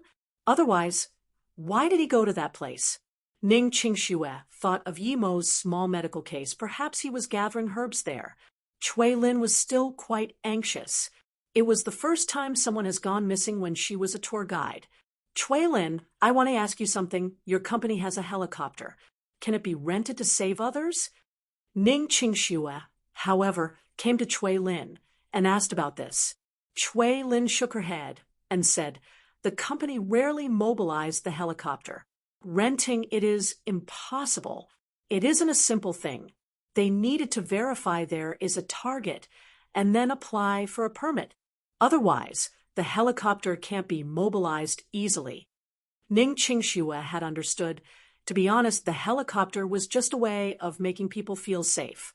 It was useless when something really happened. With this occurrence, no one had the mood to play. The tour group went back to State the next day, but Ning Qingxue didn't go back with them. She went back to Ninghai. She knew it was a dream to go back to that cliff with her own ability. Plus, she wasn't even sure if that person was Yi Mo. Perhaps she thought about Yi Mo so much that even a figure was recognized as Yi Mo by her. Even if she really went, and that person was Yi Mo, he wouldn't be alive falling from such a high cliff. Although she really wanted to ask for a helicopter, but she couldn't even say what person she was saving. If only Qi Wanqing was here, her father would be able to help. The main purpose of going back to Ninghai was to confirm if the person she saw was Yi Mo. Although she wasn't sure if Yi Mo would come to Ninghai, she still wanted to go look at Yi Mo's school. It was because this was the time to get the graduation certificate. So perhaps Yi Mo would come back for it. Plus, she wanted to ask Su Jingwen about some things. Ning Qingxue went back to Ninghai and saw that flower in the pot was growing very well. She felt relieved. It seemed Su Wei looked after this grass quite well, but soon she noticed something different. She saw that there were many small buds next to the grass. Who grew that? No, they were the same breed as the grass she grew. It just didn't look like it was growing very well.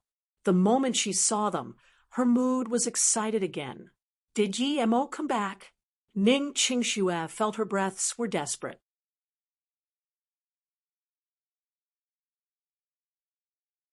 Chapter 196. Bottom of the Cliff. Chapter 196. Bottom of the cliff. Ning Qingxue suddenly charged into the room. The room on the east side still had its door closed. Ning Qingxue had calmed down now. She felt she was getting crazy. How could Yi Mo come back when that bead saved her life? She even felt she was getting further and further away from him, as though they weren't in the same world. Ning Qingxue carefully opened the room. There was some dust there. She sighed and started to clean up. She would ask about the grass buds when Su Wei came back. Ning Qingxue packed her things up. Su Wei hadn't come back yet. She was in an annoyed mood and wanted to walk outside. She subconsciously walked to the street where Yi Mo was selling fake medicine. Although the streets were still busy and the sky wasn't dark, the businessmen had started to gather. Ning Qingxue bought another golden cake and stood where Yi Mo had his stall. She sat down as though feeling Yi Mo's mood when he sat here. He must have been thinking, if only there was a customer. Come have a look. Recipe passed down from ancestor. Cures all illness, headache, fever, external internal injury, short-sightedness. There's only what you can't imagine. Nothing I can't cure. Yi Mo's voice was still there. But where was he? Ning Qingxue bit down on the golden cake. It was still from same store, made by the same person. But today, the golden cake felt bitter. Was it missing something? Ning Qingxue stood up. She prepared to go see Su Jingwen tomorrow, and then go to Ninghai University. At this moment, her phone rung. It was Su Jingwen. Qingxue, did you come back to Ninghai? Su Jingwen's tone was very crisp. She seemed to be in a good mood. Lately, did Mame tell you? I was preparing to come see you for something tomorrow, Ning Qingxue said subconsciously. She just got back to Ninghai today. Only Li Mumei knew. Now that Su Jingwen also knew, Li Mumei probably told her. Su Jingwen immediately replied, Yeah, where are you? I'll go to your place. I have some things too. Ning Qingxue didn't wait long at a cafe before Su Jingwen arrived. Qingxue, why do you look so emaciated? What happened? Su Jingwen thought about the questions she was going to ask. In her memory, Ning Qingxue cared a lot about her appearance, but now her bleakness could be easily seen. Just what happened to her? Ning Qingxue shook her head and said after a while, Nothing. I just want to ask you one thing. You once told me that you bought the charms from a master. Do you know how to use it? Su Jingwen looked at Ning Qingxue in surprise, but she still answered, Yes, I've used quite a few. But now I know who the person who sold them to me is. Is it Yemo? Ning Qingxue suddenly stood up. Su Jingwen looked at Ning Qingxue in shock. It's him, but Qingxue. How did you know? So it's true, Ning Qingxue murmured before sitting down again. Her eyes drifted off. By the way, you're with Yemo. He would teach you, Su Jingwen said saltily, but soon she changed into a lighter tone. Is Yemo really not a Luo Tsang? Ning Qingxue shook her head but didn't speak, as though she was thinking about something. At this moment, a tall youth walked into the cafe. Su Jingwen quickly stood up and waved her hand. Weijing cousin, this way. The youth walked over and immediately saw Ning Qingxue, who was frowning. He felt his brain was blasted. He thought of Lin Daiyu. There was actually such woman in the world. He had always thought Jean Gwen was extremely pretty, but when he saw Ning Qingxue, he understood that there was someone prettier than Su Jingwen. The girl's pretty brows lightly frowned, and a few messy strands of hair made her seem more innocent. There wasn't even the slightest mark of makeup, as she kept her natural face on. However, her face seemed emaciated, and her clothing were very casual. Who was this girl? Yemo woke up slowly and felt his body was full of pain. He immediately wanted to struggle to stand up. Crack, not good. It seemed he wasn't on the ground yet. As expected, he started to fall again. Luckily, the branch he landed on was already near the ground. Splat. Yemo fell to the ground. The ground was covered in thick leaves and mud, so it wasn't very hard. Yemo finally didn't get injured again. But immediately, the pain all over his body woke him up. He was indeed injured heavily.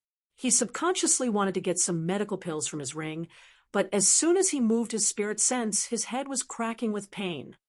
He almost fainted again. Yemo quickly stopped. What was this? He couldn't use his spirit sense. Was he too heavily wounded? Yemo looked at the wounds on his body. Bleeding had stopped, but there was a fit of dizziness that made him want to drink water. Yemo sat down wanting to treat himself with qi. His dantian felt the same as his spirit sense. As soon as he used it, there was immense pain. What was this? Yemo looked at his body. Although there was a lot of bleeding, most wounds had healed itself. It seemed to be related to the herbs he usually consumed. At this moment, not only could he not use his spirit sense, but he also couldn't use qi to treat himself. If he continued like this, he would die at the bottom of this cliff. The two wounds that didn't heal with a long slash on his back, and the one on his waist. It could be said that this sword saved him too, although he was more heavily injured due to this sword. If Bienpe didn't throw it out, he might have fallen into a puddle of meat. It was due to this sword that brought him near the edge of the cliff. He could keep grabbing on things, and that saved his life. Luckily, this was the Shenongjia. If it was somewhere else, the cliff wall would be barren, and he would still die. Yemo looked at the long sword not far away and grabbed it over. He used it to support himself to stand as he studied the bottom of this cliff. It was gray everywhere, and he couldn't see much far. He thought and decided to find a safe place to treat his wounds first. If his power recovered, then he could still go up this place. Yemo didn't think he would come to this situation, just for some herbs. He was almost killed by that Bienpe. Other than getting his sword, he realized the power of a real Earth-level master. However, other than that, he got nothing and had a body full of wounds. Ancient martial arts could be this strong at the Earth level. Yemo was sure that even if he was staged for Qi gathering, he couldn't say for sure if he could beat this Bienpe. If this wasn't the cliff where he fell, and if he didn't use all sorts of calculations to drag Bienpe down the cliff with him, then he would also be dead. No wonder these people didn't want to go to the mortal world. They could cultivate ancient martial arts to this state, and that was only elementary stage of Earth level. If he was a tertiary stage Earth level or even a heaven level master, how scary would that be? Just when Yemo stood up and didn't even move, he felt danger. There was a crunching sound behind him. Yemo didn't even turn back and slice behind him. PSH. A snake the size of a beer bottle had its head sliced off by Yemo. The blood shot high into the air from its neck. Such a sharp sword. Yemo looked at the long sword. There wasn't any blood stains on it. It was indeed a good sword. He turned around and looked at the snake, and his face turned serious. The snake was already 3 meters long. Even if it didn't have poison, he would die if the snake went around him. Yemo endured the stench and drank some snake blood. He felt a little better. Then he took the long sword and started to pave the way. This was a swamp. If he sunk in, he would still die. Yemo moved very slowly. He knew that a place that had no human signs for most of the time wasn't a good place. He just needed to look around at the white mist and knew that this place wasn't safe. There were some bones of animals scattered around. Yemo carefully avoided them. As expected, as soon as Yemo avoided it, a black shadow darted like lightning towards Yemo from amongst the bones. Before this black shadow reached in front of Yemo, that stench was already unbearable. Yemo sneered. Even if he couldn't use chi, he couldn't be bullied by animals like that. He swung his sword, and the black shadow made a sharp howl. It left behind a furry tail and a few drops of blood. In the blink of an eye, it snuck back into the swamp. It had the tail of a cat. Yemo probed it with the sword, but couldn't tell what attacked him.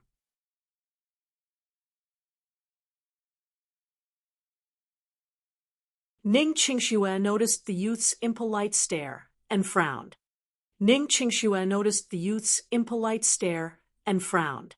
Su Jingwen noticed it and quickly said, "Cousin Weizheng, this is my friend Ning Qingxue." "Qingxue, this is my cousin I told you about, Weizheng." Ning Qingxue nodded. If she didn't still have more questions to ask, she wanted to leave.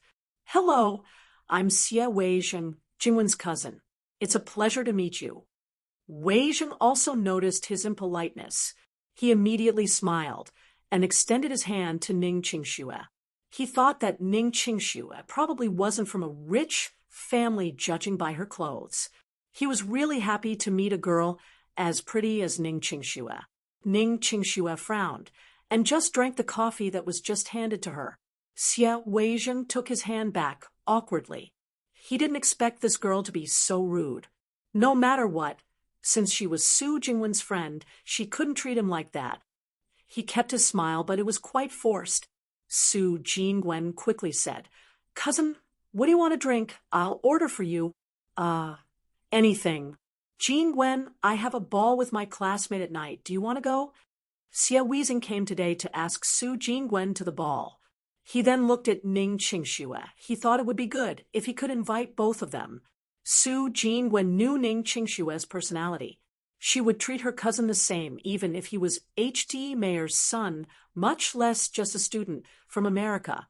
She also knew about Ning Qingxue's other things. She ignored Song Shaowen, the young master of one of the 5 big families, much less Xie Weizheng. She didn't even ask Ning Qingxue and said, "I'm not going. I still have some business tonight." "Jingwen, how can you not go?" "If you don't go, I won't even have a dance partner. That's too embarrassing." "Jingwen, you must help your cousin. You need to go," Xie Weizheng quickly said. Su Jingwen shook her head again and said, "Cousin, you know I don't like to dance. Plus, I've never danced with a guy. I think I'll pass. Plus, you're so handsome. Would you be scared no one would dance with you? Hee hee." "Jingwen, you used to always stick with me, but this time I come back, you just try to help me with my company. You even rejected my invitation to a ball. You really make me lose face. I feel you have changed a lot." Xie Weizheng sighed. Su Jingwen laughed. "Cousin, you're thinking too much. I'm still the same me. I just don't really like that sort of place. Plus, that was when I was young. I'm old now, so I can't be like before. I'm very happy you can come back to start your company. There were a few times that Ning Qingxue just wanted to ask, then she would get up and leave. However, she wasn't done today, and it wasn't too suitable for her to go now. She felt this Xie Weijing was very annoying. Even if he wanted to talk to his cousin, couldn't he do it after she was done? He knew she was with her friend, but still came. This guy was really impolite. Little did she know that she was also impolite in his eyes. Xie Weijing no longer had a face full of smile when he first came in. He was rejected in handshake, and he was also rejected by his cousin. He was quite unhappy. Now that Su Jingwen said that, he stopped the topic, took out a red box, and handed it to Su Jingwen, and said, "Jingwen, I ordered this for you. What's this?" Su Jingwen looked at the exquisite box and asked. Xie Weijing's smile returned to his face. He looked at Su Jingwen and smiled. "You'll know once you open it." Su Jingwen was really confused and opened the box. There was an exquisite bracelet. The beads were very bright, and it could be easily seen that each bead was expensive. "Bracelets?" Su Jingwen repeated. Xie Weijing smiled. "Yeah, I saw that the bracelet you had seemed quite shabby, and there were only 2 coarse beads, so I made one just for you. You must have not gone shopping for a long time. Wear it and see." Su Jingwen smiled beautifully, closed the box, and said, "Cousin Weijing, thank you very much for giving such a beautiful bracelet. This is nothing. As long as you like it, try it on." Xie Weijing saw Ning Qingxue take a look at the bracelet for a while, and then stared at her. He smiled, and knew that Ning Qingxue must have liked this bracelet too. He would get her one later as well. Su Jingwen's smile was a bit forced, and could only say, "Cousin, I'm already wearing one. I'll take yours, and wear it perhaps later." "Jingwen, your bracelet looks really coarse, and there are only 2 beads on it. It really doesn't match your hand. Just change one.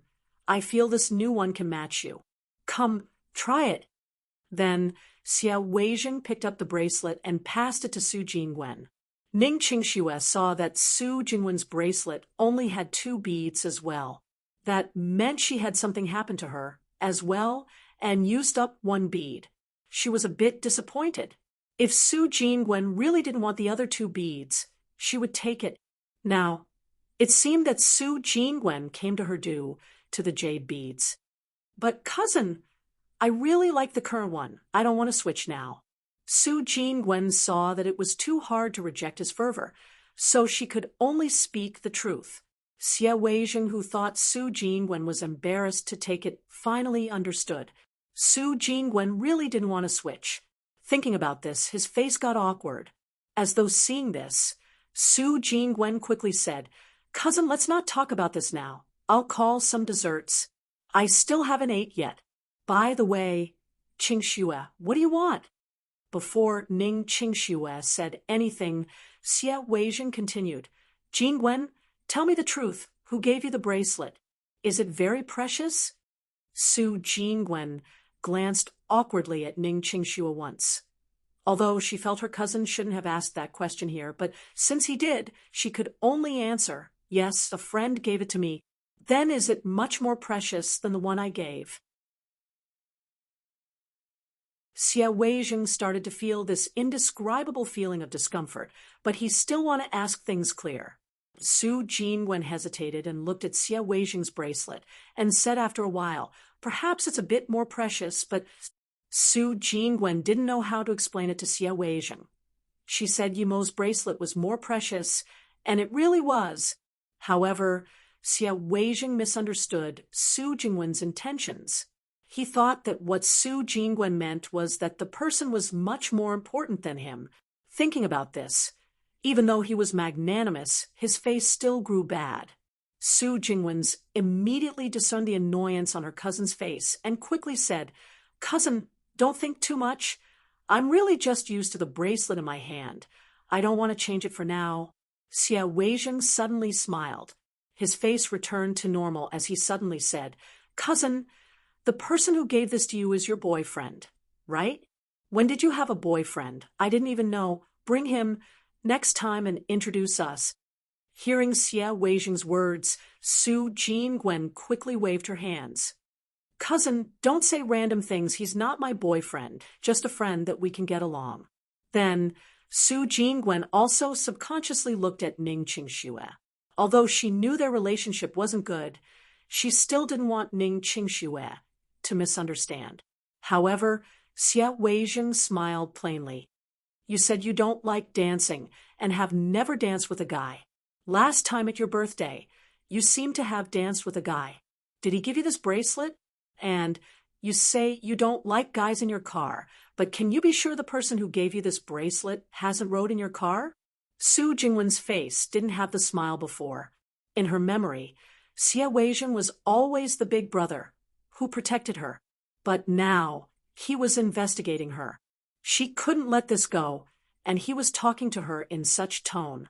For the first time, she felt the cousin she hadn't seen for so many years wasn't the same cousin. Sorry, Jingwen, I was too emotional. But you would even reject a ball invitation. You're letting them laugh at me. I came back to stay at Ninghai this time intentionally, so I think you should understand. Xie Weijing could no longer care about Ning Qingxue on the side. Regardless of whether he was going for Ning Qingxue, he wasn't going to let Su Jingwen pass. Su Jingwen didn't expect Xie Weijing to be this impulsive. He didn't even consider Ning Qingxue on the side. She felt uncomfortable. It didn't matter if he was talking about other people, but he was talking about Yi Mo, cousin. You're right. I'm still the same to you, and you're still my cousin in my heart. My mom and I are very happy you can stay in Ninghai. But did you stay at Ninghai due to other reasons? And cousin, it's my freedom who I want to dance with, and who I let on my car. Cousin, you seem to have changed a lot. Su Jingwen sighed. She felt this strange discomfort. However, Ning Qingxue stood up.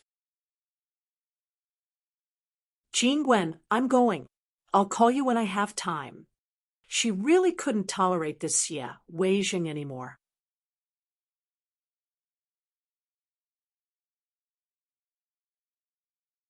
Wait. Su Jingwen stopped Ning Qingxue and turned back to look at Xie Weijing. She said hardly, Cousin, I have some business with Qingxue today. If there's something, we can talk about it tomorrow. Wait. Su Jingwen stopped Ning Qingxue and turned back to look at Xie Weijing. She said hardly, Cousin, I have some business with Qingxue today. If there's something, we can talk about it tomorrow. Xie Weijing's face changed, but soon recovered a smile. In that case, I won't disturb you. See you. Xie Weijing walked out of the cafe with a bad face, but after a while he made a call. Annie. Yes, it's me, Weijing. MHM. I want to come over. Yes, there are some things that I can't explain clearly over the phone. Okay, I'm coming over immediately. Seeing Xie Weijing's car leave, Su Jingwen suddenly realized her words might have been too heavy. Was her cousin angry? By the way, Qingxue, you said you have something to ask me? Did you want to ask how to use the charm? Su Jingwen turned and asked Ning Qingxue. Yes, indeed.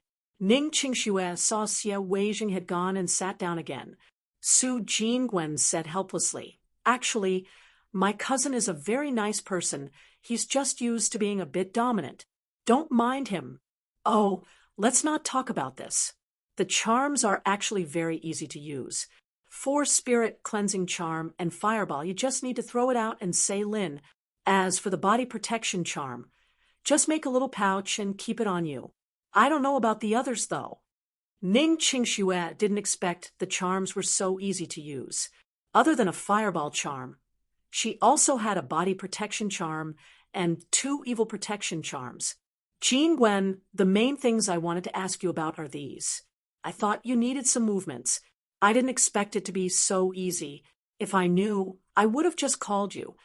Su Jingwen smiled. You and Yi Mo are both at Luo Tsang. Why don't you ask him to teach you? Remember to ask him to give me some more next time you see him. How do you know Yi Mo's at Luo Tsang? And what did you want to ask me about? Ning Qingxue asked curiously. She didn't really believe Yi-mo was at Luo Tsang. Su Jingwen must have gotten it wrong. Su Jingwen nodded and took out the bracelet on her hand and said, "This is a magical artifact. Yi-mo gave it to me, but I didn't know about it at the time. It's called the 6 Beads of Fortune. It's the most precious gift I have received." Su Jingwen didn't finish, but Ning Qingxue knew what she meant. She also felt the bracelet on her hands and said after a while, "Thank you, Jingwen. The 3 beads you gave me saved me once, but I can't return it to you now. I need to go out once. If the beads are still there when I come back, I will return them to you." "Qingxue, is the place you're going dangerous?" Su Jingwen knew that Ning Qingxue understood the powers of the beads, since one was missing on hers too. Ning Qingxue agreed, and said after a while, "I came back to confirm something and make preparations. The place I'm going in is indeed dangerous." Ning Qingxue didn't lie. She really came back to confirm and ask Su Jingwen about the way to use the charms, and she needed to prepare some equipment for mountain climbing.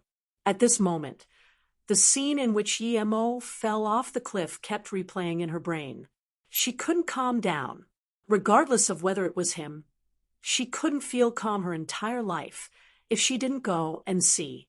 As long as she confirmed that person wasn't Yi-mo, she would feel better. But if Yi-mo really fell off the cliff, she didn't know what to do. The moment she met Yi-mo in the desert and he turned to leave, she knew that her heart was taken away by him. There was no other reason. Even though she tried to resist and hide, she couldn't forget about that figure. She once thought she would never truly love someone, but when reality came, she found that she just loved him, and there was no logic to it. Su Jingwen really wanted to ask Ning Qingxue where Yi-mo was, but last time she said he wasn't at Luo Tsang. If she asked now, it would seem as though she didn't believe her. Her plans of getting back the bracelet also failed, since Ning Qingxue already said that she couldn't embarrass herself to ask for it back. "Qingxue, in that case, I still have 2 here. I'll give it to you. If you didn't use them when you come back, you can return it to me," Su Jingwen thought, and still gave it to her. Since Ning Qingxue used one before, it meant she really met danger before. Ning Qingxue shook her head. "No need. I'm already very sorry that I took 3 from you. I can't take more." "Qingxue, if the place you're going is very dangerous, you should ask for help, and I can help you too."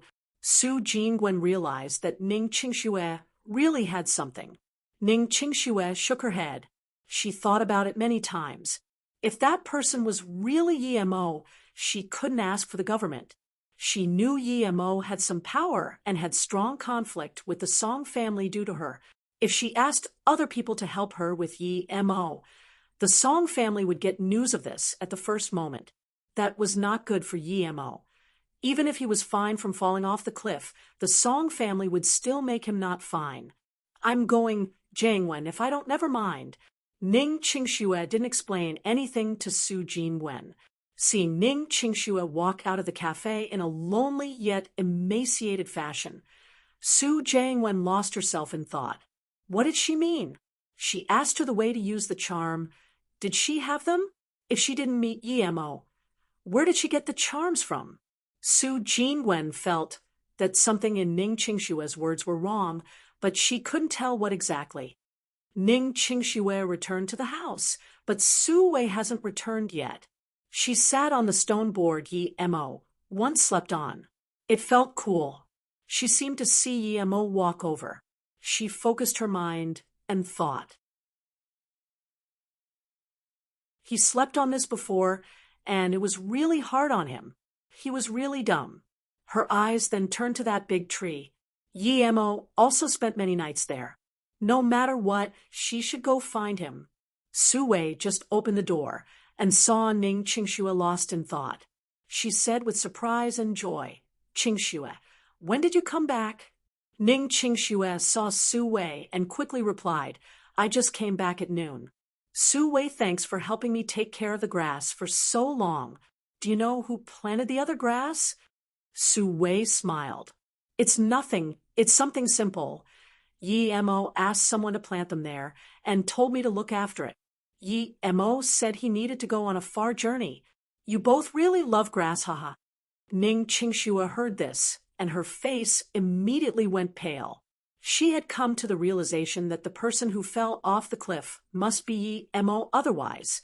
How could there be such a coincidence? Are you okay, Qingxue? Su Wei just realized that Ning Qingxue was not only fatigued, but her spirit wasn't well either.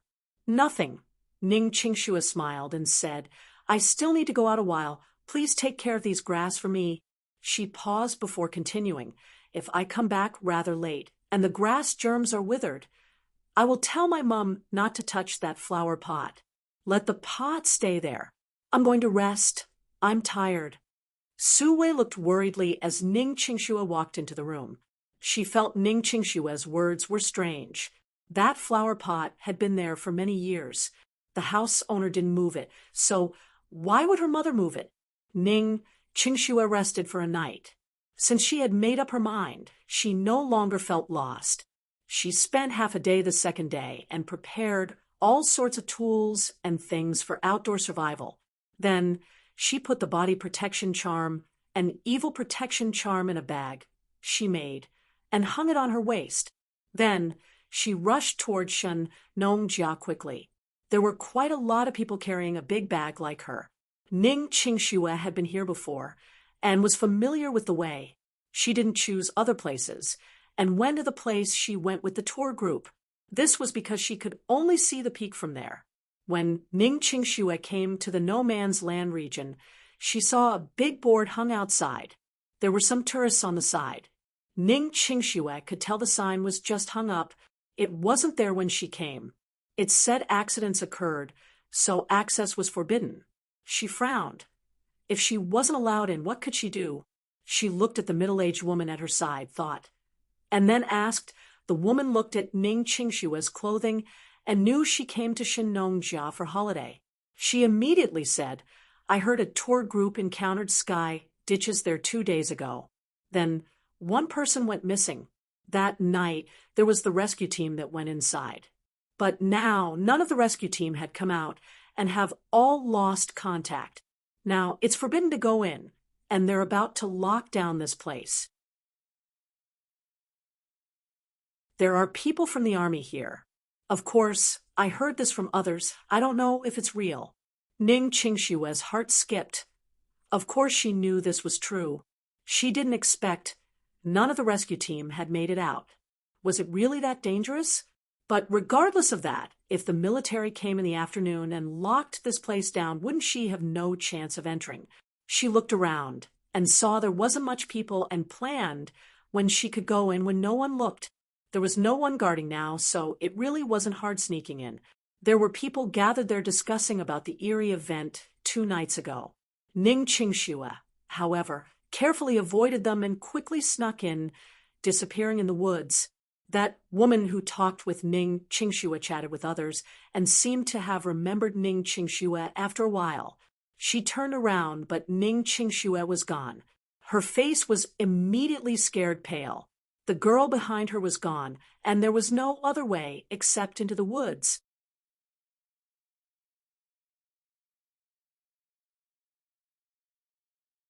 Ning Qingxue quickly came to the place where they set up camp last time. It was an open space, and it was in the middle of the day, but Ning Qingxue had a frosty feeling.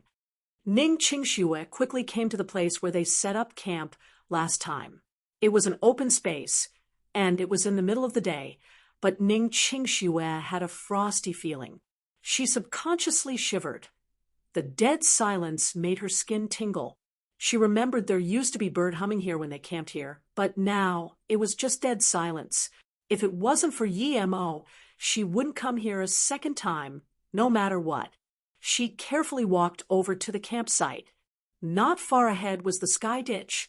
The large hole was still there, and there were no marks around. However, Ning Qingxue felt a sudden frosty feeling coming at her, as though something was trying to grab her. Ning Qingxue was so scared that she didn't dare to move. She realized that it seemed to be blurry ahead. The evil repellent charm near her chest spread a warmness which dispersed quick. Ning Qingxue seemed to have heard a sharp scream. It was the same scream they heard that day. Then she felt that approaching frosty feeling disappear, and so did the tingling of her skin. The misty environment also seemed to have cleared up. Is it really useful? Ning Qingxue subconsciously touched it. Although she didn't know what happened just then, she felt it was related to the charm at her chest. The sky ditch was still the same, but just without that frightening feeling. Ning Qingxue took a deep breath and continued forward, avoiding the hole.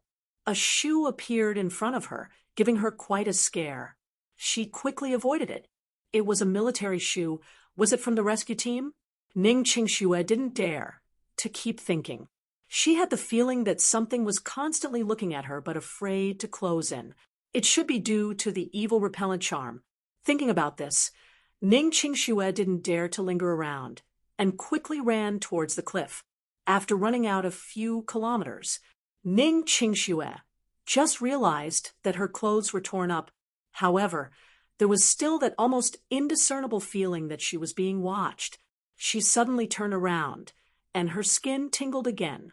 She looked nervously at a place. She felt that thing was there. That feeling was very strange, not logical at all. But after experiencing all this, she was no longer a non-believer. She held tightly the fireball charm, looked behind her, waved the charm, and said, "I don't care what you are, but if you dare to come close, I will burn you with the fireball. I will get my husband to eradicate your soul later." Although Ning Qingxue shouted this out, it was just to boost her courage. She didn't know if her feelings were right. Perhaps she was just scaring herself, but this was all she could do. That frosty feeling seemed to have kept staring at Ning Qingxue for a while, but it also seemed to be scared of Ning Qingxue's words and slowly disappeared. Ning Qingxue felt it when the frigidness disappeared and immediately turned and ran. Despite carrying a big bag and having obstacles everywhere, Ning Qingxue still ran out a few kms in one breath before dropping the bag and catching her breath desperately.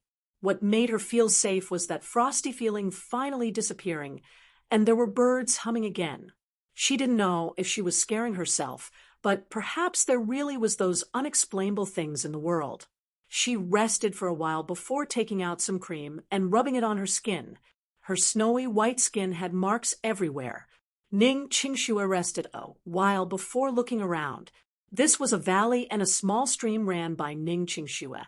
It seemed very poetic, but Ning Qingxue didn't have that feeling at all.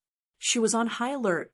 If it wasn't because she could find Yi Mo in front, perhaps she would have collapsed. She drank some water and packed her bag.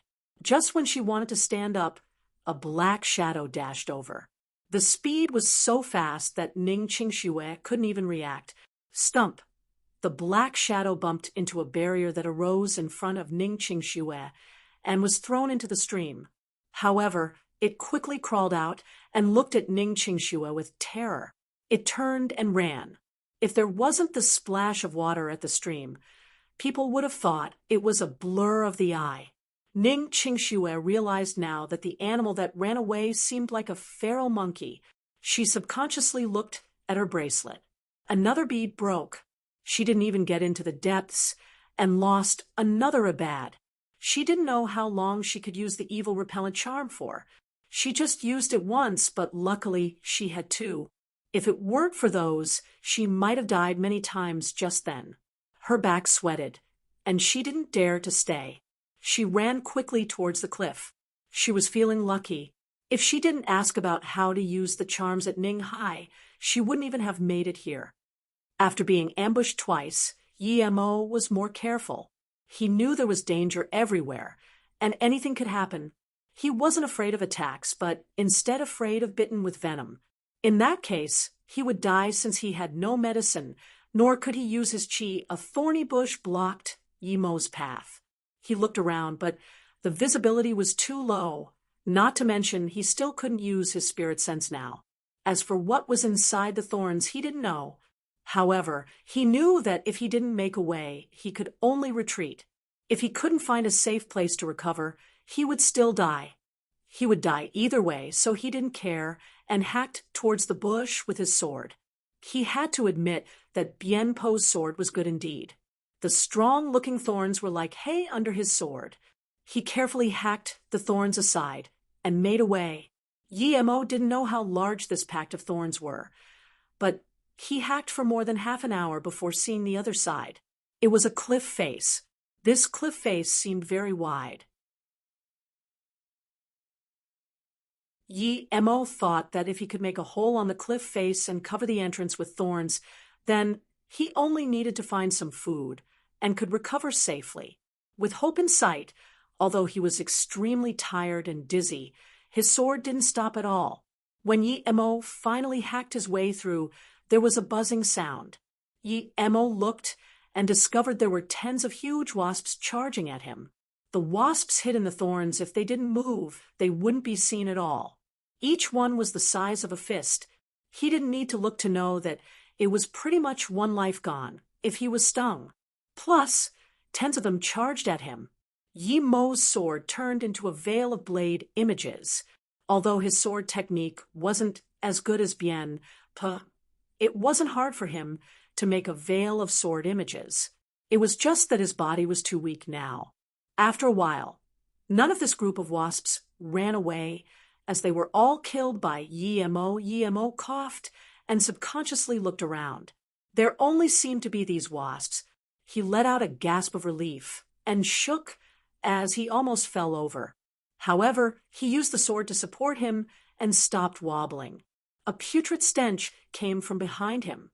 Yi Mo immediately knew it wasn't good. He was scared of being coiled by an anaconda the most, but it came. He only noticed it when the stench was behind him.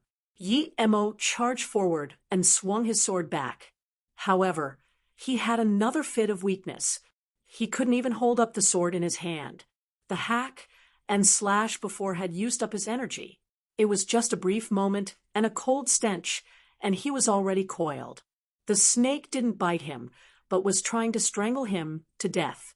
Yi Mo also felt himself suffocating. His head started to grow dizzy drastically, but he knew that if he fainted, he would die for sure. He bit down on the tip of his tongue and spat out a mouthful of blood.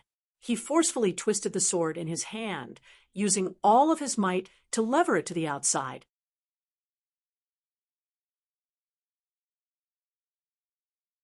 There was more sound around Ning Qingxue. Although she was still by herself in the forest, Ning Qingxue wasn't as scared as before. It was as though the chiming of the birds were much cuter than the dead silence near the sky ditch. There was more sound around Ning Qingxue. Although she was still by herself in the forest, Ning Qingxue wasn't as scared as before. It was as though the chiming of the birds were much cuter than the dead silence near the sky ditch. Due to the animal attack, Ning Qingxue only rested for a little while and took out the telescope to look at the distance. Although she was closer to the cliff, she couldn't see as clear as she could before, since the mist covered everything. Ning Qingxue didn't dare to linger. She already wasted a day's time. If something happened to Yi Mo, she wouldn't know what to do.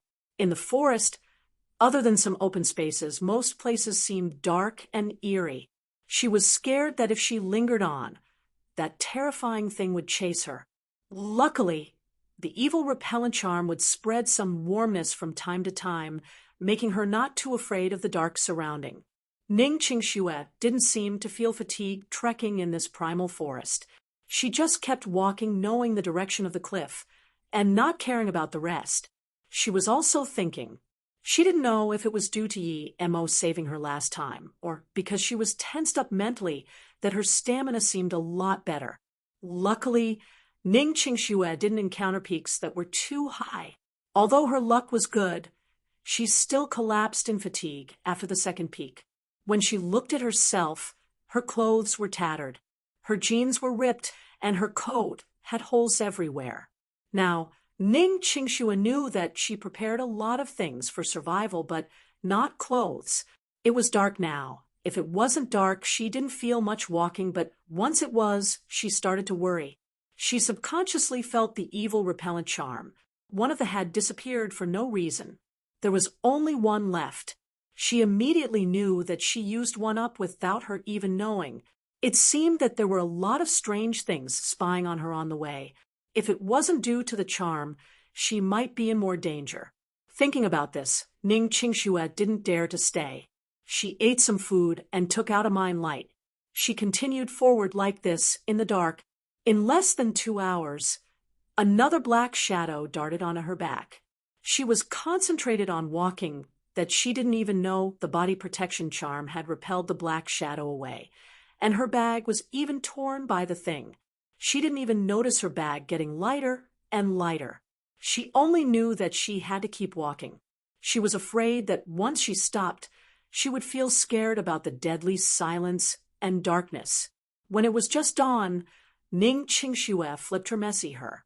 She didn't even believe she could walk for an entire night. Something supported her spirit. Perhaps it was fear. Perhaps it was Yemo. She took off her bag. She even complimented herself for walking a whole night while carrying such a heavy bag. She didn't encounter any of those sky ditches. Although she still couldn't see the cliff in this place, she was sure it wasn't far. She also knew that although she walked for so long, she didn't actually travel far. Most of the time was wasted on small hills. She was prepared to eat something and took her bag off. That was when she had a big shock. Other than some ropes, there were just climbing equipment.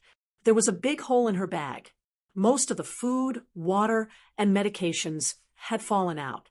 There was just 2 bottles of water and a bag of biscuits left. She felt her pocket and realized her phone was gone too. After being dumbfounded for a while, she thought about her situation. She didn't dare to go back and look for them. She didn't even dare to look back. She knew would feel scared. She felt the charms on her chest. Even the body protection charm was gone. She didn't even know when it disappeared. The remaining evil repellent charm was a lot more withered. She looked at the bag and knew that if it wasn't for the rope, the rest of the climbing tools would have fallen out. She quickly cut off a bit of the rope and tied up the bag. Although she was extremely tired, she didn't dare to stay there and rest. When the first ray of sunlight shone into the forest, she finally felt relieved. Those things that made her frightened disappeared. At least there was no more of those strange howls at night. Ning Qingxue quickly walked to a high point. When she wanted to take a look through the telescope, she realized she had walked to the bottom of the mountain. At this moment, she wanted to cry. With her own hard work, she walked a whole night through this horrifying primal forest. She remembered clearly that this was where Yemo fell. She had thought about it countless times and wouldn't be wrong. She didn't want to go through the unknown things in the forest again. Breathing the morning fresh air, Ning Qingxue started to find ways to enter the bottom of the cliff. However, she looked for 2 hours and realized there was no entrance. The only way to the bottom of the cliff was to climb up the cliff and go down from there. Ning Qingxue returned to the bottom of the mountain. Luckily, it wasn't hard to climb from here, as the place was slanted. She didn't know if Yemo came up from here. Ning Qingxue really couldn't understand why Yemo would go up from here and fight with someone. If she didn't see it with her own eyes, she wouldn't believe it. There were a few peaches at the mountain road. They were obviously immature, but she was hungry, so she picked some and ate it. It was bitter. She never had this, but in order to give her energy, she had to eat it. She ate another half-pack of biscuits and finally felt recovered a little. Then she continued. She knew she was supported by her spirit, and once she fell, there would be no way for her to get up again. At this moment, she was sure her body was much better than before. It was definitely related to Yemo's treatment that night. If it wasn't due to that, perhaps she wouldn't be able to make it here even with her determined spirit. Although this peak wasn't steep, it was still very hard for Ning Qingxue. She put all the tools on her waist and started to climb carefully. Yi Mo and the two martial artists could go up easily, but Ning Qingshu had to go up step by step. Starting from 7 in the morning, she climbed till 2 p.m. before reaching the peak. The scene almost made Ning Qingshu vomit. 2 people were dead, cut into 4 pieces. But soon, Ning Qingshu saw the place she stared at before with her telescope. She was sure that Yi Mo fell from here. She walked to the edge and looked down. There were layers of white mist. She couldn't see the bottom. She shivered. Would he still be alive falling from here? Her rope was 100 m at most. This cliff seemed to be about 1 kilometer tall. How could she get down?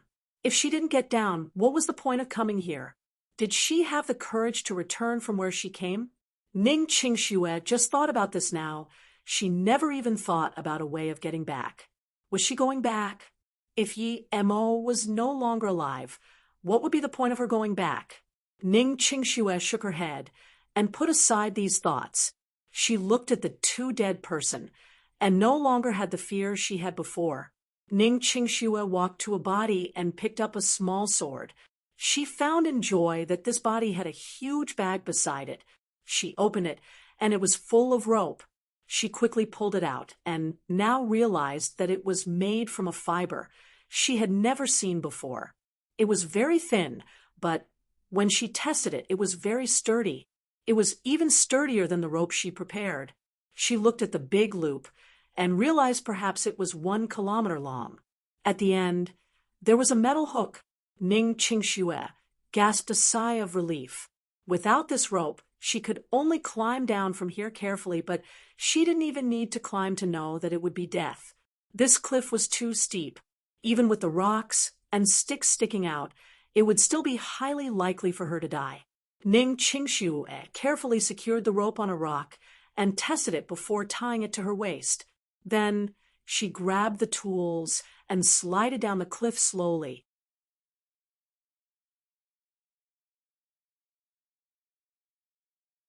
It was much faster going down the cliff, but also more dangerous. Ning Qingshu didn't know what this rope was made of, but it wasn't slippery at all. She didn't have gloves since she had already lost it on the way. She had only slid down 200 meters and already felt the skin on her hands rip. It was much faster going down the cliff, but also more dangerous. Ning Qingshu didn't know what this rope was made of, but it wasn't slippery at all. She didn't have gloves since she had already lost it on the way.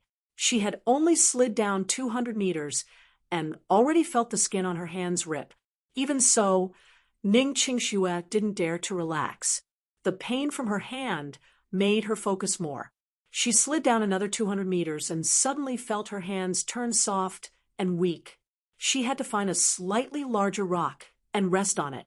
Her arms were soft and sour, but she knew that if she couldn't reach the bottom in one go, she wouldn't be able to keep up.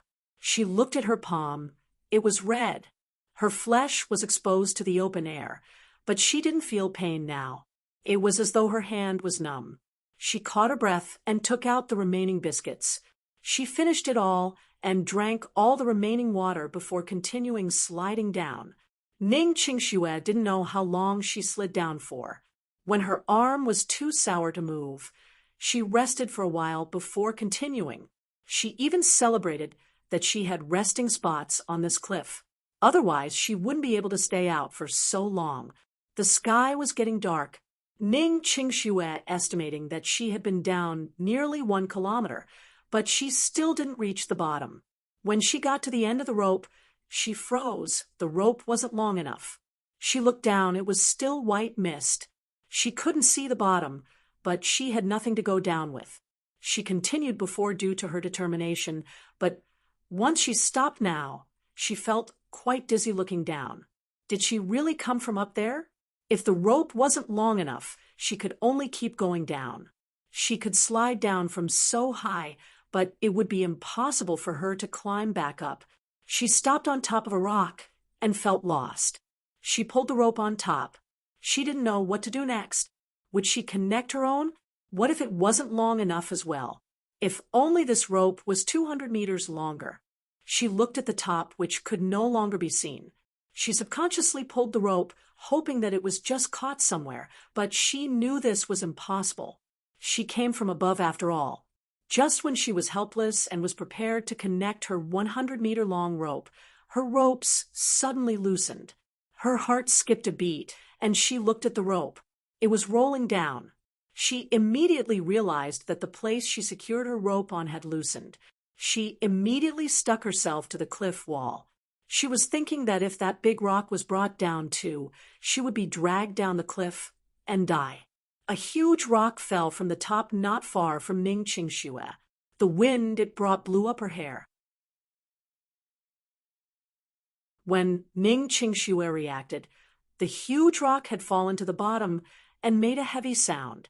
Ning Qingxue subconsciously looked at the rope on her waist.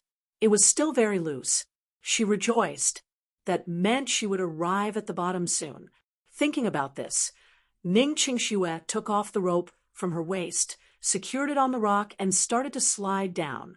She just went down 20 meters and saw the bottom. There was only a few meters left. She felt relieved. She actually saw some clothes hung on a branch. It didn't seem to happen long ago. Was that Yi Mo's clothes? She only thought about Yi Mo and got excited. Her hands softened and could no longer hold the rope. She fell down like that.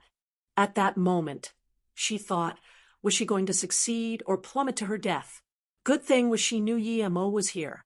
When she landed, she knew that even if the bottom wasn't covered with leaves, she wouldn't die since the ground was very soft. She finally arrived at the bottom. Ning Qingxue carefully pulled out that short dagger and looked around. Other than the ragged cloth, she didn't see Yi Mo and slightly felt relieved. It was dark now, but the moonlight was good. However, at the bottom of the cliff, there was only very fuzzy moonlight. Despite so, she could still see everything clearly. Although she still had some light from her torch, she didn't want to use it. She picked up the dagger and walked a few meters. There, she saw a long snake. It was cut in half. The wounds were from not long ago. Ning Qingxue froze. At that moment, she wanted to cry. Yi Mo was really here, and he didn't die. But soon, she knew it wasn't that safe here. Since there was that snake there, it meant there was more.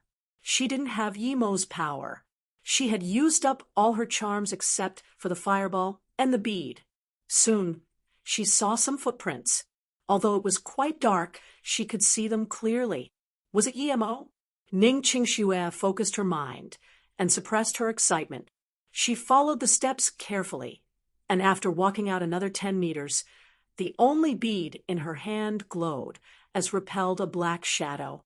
At this moment, she fuzzily saw a black shadow that looked like a cat. It didn't seem to have a tail. After it was repelled by the bead, it didn't run, but kept staring at Ning Qingxue as though it was going to charge again. Ning Qingxue could only hold her dagger and stare at it. She knew she didn't have much power, and this black shadow wasn't something she could stop. Now that her only bead was gone, the only thing she could use to attack was the fireball. The black shadow was no different than the thing she encountered at the sky ditch. She could only see two eerie-looking green eyes. If the black shadow didn't attack her just then, she would have thought it was just two eyes staring at her. Even so, her skin started to tingle as she got goosebumps, but she didn't have any other way. Looking at the horrifying eyes, Ning Qingxue could no longer endure the standoff with it. She immediately threw out the fireball and yelled Lin. Blast! The sound the fireball made in the silence was scary. Under the fire, the black shadow dashed away again and disappeared. Ning Qingxue froze. She just used her fireball like that. She didn't think it would really work. Although she knew the other two charms could be used, it wasn't so straightforward in her eyes like that. She just froze for a bit and realized that it was her chance to run. If that black shadow came back again, only death awaited her. The only thing she had now was a dagger, and that was to boost her courage. With the brightness caused by the fireball, Ning Qingxue soon saw a thorny brush. There was an obvious path ahead. Did Yemo make that? She didn't even think, and started running, charging into the thorny path. At the end, there was a foul stench. Ning Qingxue quickly opened her mind light, and the scene in front of her eyes almost scared her to death. Yi Mo laid in a bloodied pool with a big snake. Ning Qingxue quickly walked up and helped Yi Mo up. At this moment, she saw that the snake was probably cut into multiple pieces by Yi Mo's sword. She felt his chest and learned that there was still a pulse. Finally, she was able to feel relieved. If Yi Mo really died, she didn't know what she would do. Yi Mo was her spiritual support. It was because he was here that she had such courage and determination to come here. If Yi Mo wasn't here, even if she had the courage to live, she would go crazy here. Plus, she didn't have the courage to live. Ning Qingxue struggled and pulled Yi Mo to an empty space near the cliff wall. She looked at Yi Mo in her arms and noticed that he was full of wounds like her. A few of them was very deep. She immediately started crying, not knowing what to do next. After a long while, she calmed down and rubbed her eyes. She carefully pressed Yi Mo's chest. She didn't know if this could wake him, but she had no other way. Yi Mo sliced the snake and actually fainted after relaxing. He fuzzily felt that someone was pushing his chest, so he subconsciously opened his eyes. Ning Qingxue. Yi Mo yelled out in shock. How was Ning Qingxue here? Was he dreaming? Hearing Yi Mo's voice, Ning Qingxue was like struck by lightning. Her movements stopped as she stared at Yi Mo in a daze. After half a beat, she rushed into his arms and started crying. All the fear, loss, and loneliness were in the cries. Yi Mo looked at the Ning Qingxue, who had marks all over her body with extremely shriveled hair and messy clothes. He seemed to have understood something, but he just didn't know how she knew he was here. He opened his mouth and subconsciously put his arms around her. When he wanted to ask her something, he found she had fallen asleep in his arms with tears rolling down the side of her face.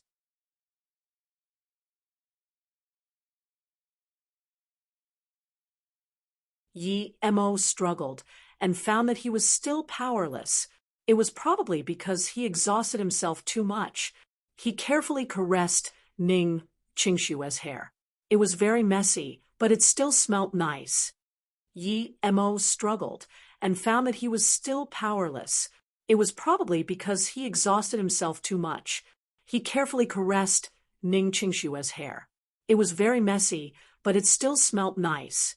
He didn't know how Ning Qingxue could arrive here. No one knew he came. If it was Han Yan, he wouldn't feel it strange, but he knew that even if Han Yan knew he fell off the cliff, she might not come. Even if Ning Qingxue knew he fell, how could she find this place? Shenong Jia wasn't really dangerous for him, but it was too dangerous for Ning Qingxue. It was a miracle she could reach here. Yi Mo really couldn't understand what supported her to come here. He felt her back, and now realized that not only was her ligaments full of wounds, but so was her back. How much pain did she go through to come here? Yi Mo held up her hand. It was a bloodied mesh. There was not a patch of good flesh. Ning Qingxue seemed to be hurt in her dreams and frowned, but she still didn't wake up. At this moment, Yi Mo actually felt pain in his heart. He knew that Ning Qingxue had a good impression of him and might even be in love with him. He could tell by how she went to the desert last time.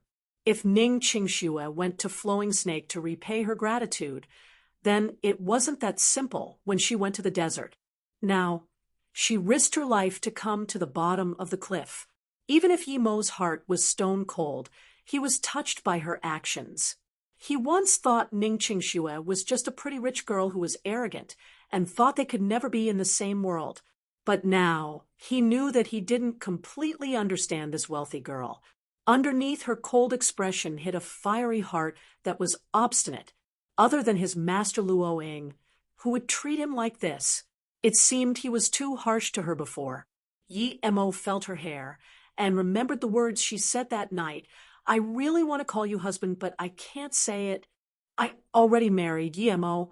That box is his wedding gift to me. Don't separate me with that box. There's a grass that I left for Yi Mo in the yard. If he comes, give this phone to him as well. If not, never mind. He thought about the moment when he left her in the desert, that disappointment and yearning in her eyes. It seemed that she had a lot to say. He remembered the bloodied silver heart grass and the small medical case that she hugged even when she was about to die. Was that love? Yi Mo lost himself as he thought about this. At this moment, the moon was high up in the sky, shooting down faint rays on Yi Mo and Ning Qingxue that made everything seem so tranquil. The morning sun couldn't completely shine into the bottom, but still a few rays passed through the mist. A wild crow's quack woke up Ning Qingxue. Yi Mo. As soon as she wanted to get up, she felt a pair of arms around her waist. Her clothes were tattered, and Yi Mo's arm was over her half-naked body. Ning Qingxue blushed, but felt warm at heart. In these few days of terror, she only felt safe in Yi Mo's arms. She felt a fit of hunger. Why did Yi Mo still not move? Ning Qingxue just realized this. What happened to Yi Mo? She started to panic again, but soon she discovered that Yi Mo just fainted again and was just asleep. He still had breathing, but his lips cracked heavily. He's thirsty? No, he probably lost a lot of blood. Ning Qingxue quickly got up and put Yi Mo in a comfortable position before standing up. She should find some water for him. Now, she regretted drinking all the water. She should have saved it for Yi Mo. However, she forgot that if she didn't take it, perhaps she wouldn't even make it here. Ning Qingxue walked over to the snake that was killed and picked up Yi Mo's sword. She just realized the snake was more than 6 meters long. She really didn't know how Yi Mo killed it. Ning Qingxue put the sword beside Yi Mo and prepared to walk through the thorny passage. But halfway through, she saw a black shadow dash. Even though it was daytime, she still couldn't see too clearly. She stopped her steps subconsciously as she recalled the eerie green eyes that gave her quite the fright last night. She had no defense now. If she went out, it would be suicide. She walked back again. If she died, what would happen to Yi Mo? Although she didn't know why the black shadow didn't dare to walk into the thorny brush, but she still used the sword to block the way with some thorny brush. There was a shadow that could dash to her in an instant, and Ning Qingxue no longer dared to go out.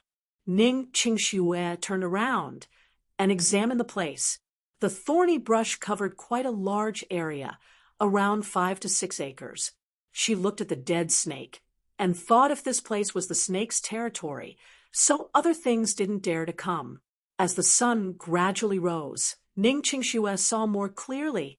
A few meters out, there were a few trees on the cliff face, but the smallest one was 4 meters tall. There were a few green fruits on the tree, about the size of eggs. Other than those, there didn't seem to be anything edible elsewhere. She looked at Yi Mo, who was still unconscious, and started to dig on the cliff face. Ning Qingxue didn't expect the dagger to be so sharp that it wasn't hard digging into stone. She subconsciously looked at it. She picked it up at the top of the cliff, but didn't expect it to be this sharp. 4 meters high wasn't easy, but with the help of the dagger, she climbed up quickly. There were 5 fruits altogether. Only 2 was half red, and the other 3 were still green. Although she picked 5, she didn't know if they were edible. She had never seen this fruit before. It looked like peaches, but she ate peaches yesterday, and they didn't look like this. She bit one. It tasted sweet and was quite watery. She wanted to eat more after taking a bite, but she knew it was probably because she was too hungry. She resisted the urge to eat the rest and put it aside. After a while, she felt she was okay. This meant the fruit wasn't poisonous. Then she took the fruit and walked up to Yi Mo and carefully helped him up. It was just like yesterday. She continued to press on his chest. After a while, Yi Mo woke up and looked apologetically at Ning Qingxue. He didn't talk. He knew he had lost a lot of blood. If he didn't have a way to recover his qi, the result would be unknown. You're awake, quickly eat something. I think you're a bit dehydrated now. Ning Qingxue gave the fruits to Yi Mo in joy. Yi Mo knew that he had to eat something and took one and started eating. Where did you get this? It tastes really good. Have you eaten? Yi Mo felt he had recovered some and asked in surprise. I've already eaten. I just don't like the taste of the fruit. Keep eating, there's another 4. Ning Qingxue passed the rest of them to Yi Mo. He looked at Ning Qingshue's lips and saw that she really seemed to have eaten. Then he was rest assured and ate the remaining fruits. But at the 5th one, he saw this one seemed to have been bitten once. He looked at her in surprise. When Yi Mo looked at her, Ning Qingxue quickly said, I ate a few just then. I don't really like the taste. I just bit one, and I don't want it. You wouldn't mind me, right? Yi Mo seemed to have understood something and smiled. He didn't talk. Although he didn't know how many Ning Qingxue ate, he knew that Ning Qingxue wouldn't dislike the fruit. Although it was a bit bitter, it still tasted pretty good. However, he didn't pass it back. If he didn't recover, it would be too dangerous here. Seeing Yi Mo finish the 5th one, Ning Qingxue finally let out a gasp of relief. She stood up and said, I'll go out and see if there's anything else that is edible. She just spoke one sentence and wobbled, almost falling over. She knew that she was too exhausted and couldn't hold much longer. Ning Qingxue turned around and gave Yi Mo a smile that she was okay. She wanted to find a place to rest and see if she could climb up to that tree 7 or 8 meters high. However, Yi Mo stood up slowly and held on Ning Qingshue's shoulder. He said apologetically, Sorry, Qingxue, although I don't know how you know I'm here, but I probably brought this trouble on you. Ning Qingxue shook and slowly turned around. It was the first time Yi Mo spoke to her so gently. She could no longer resist the yearning and nervousness in her heart and rushed into Yi Mo's arms. Yi Mo, I.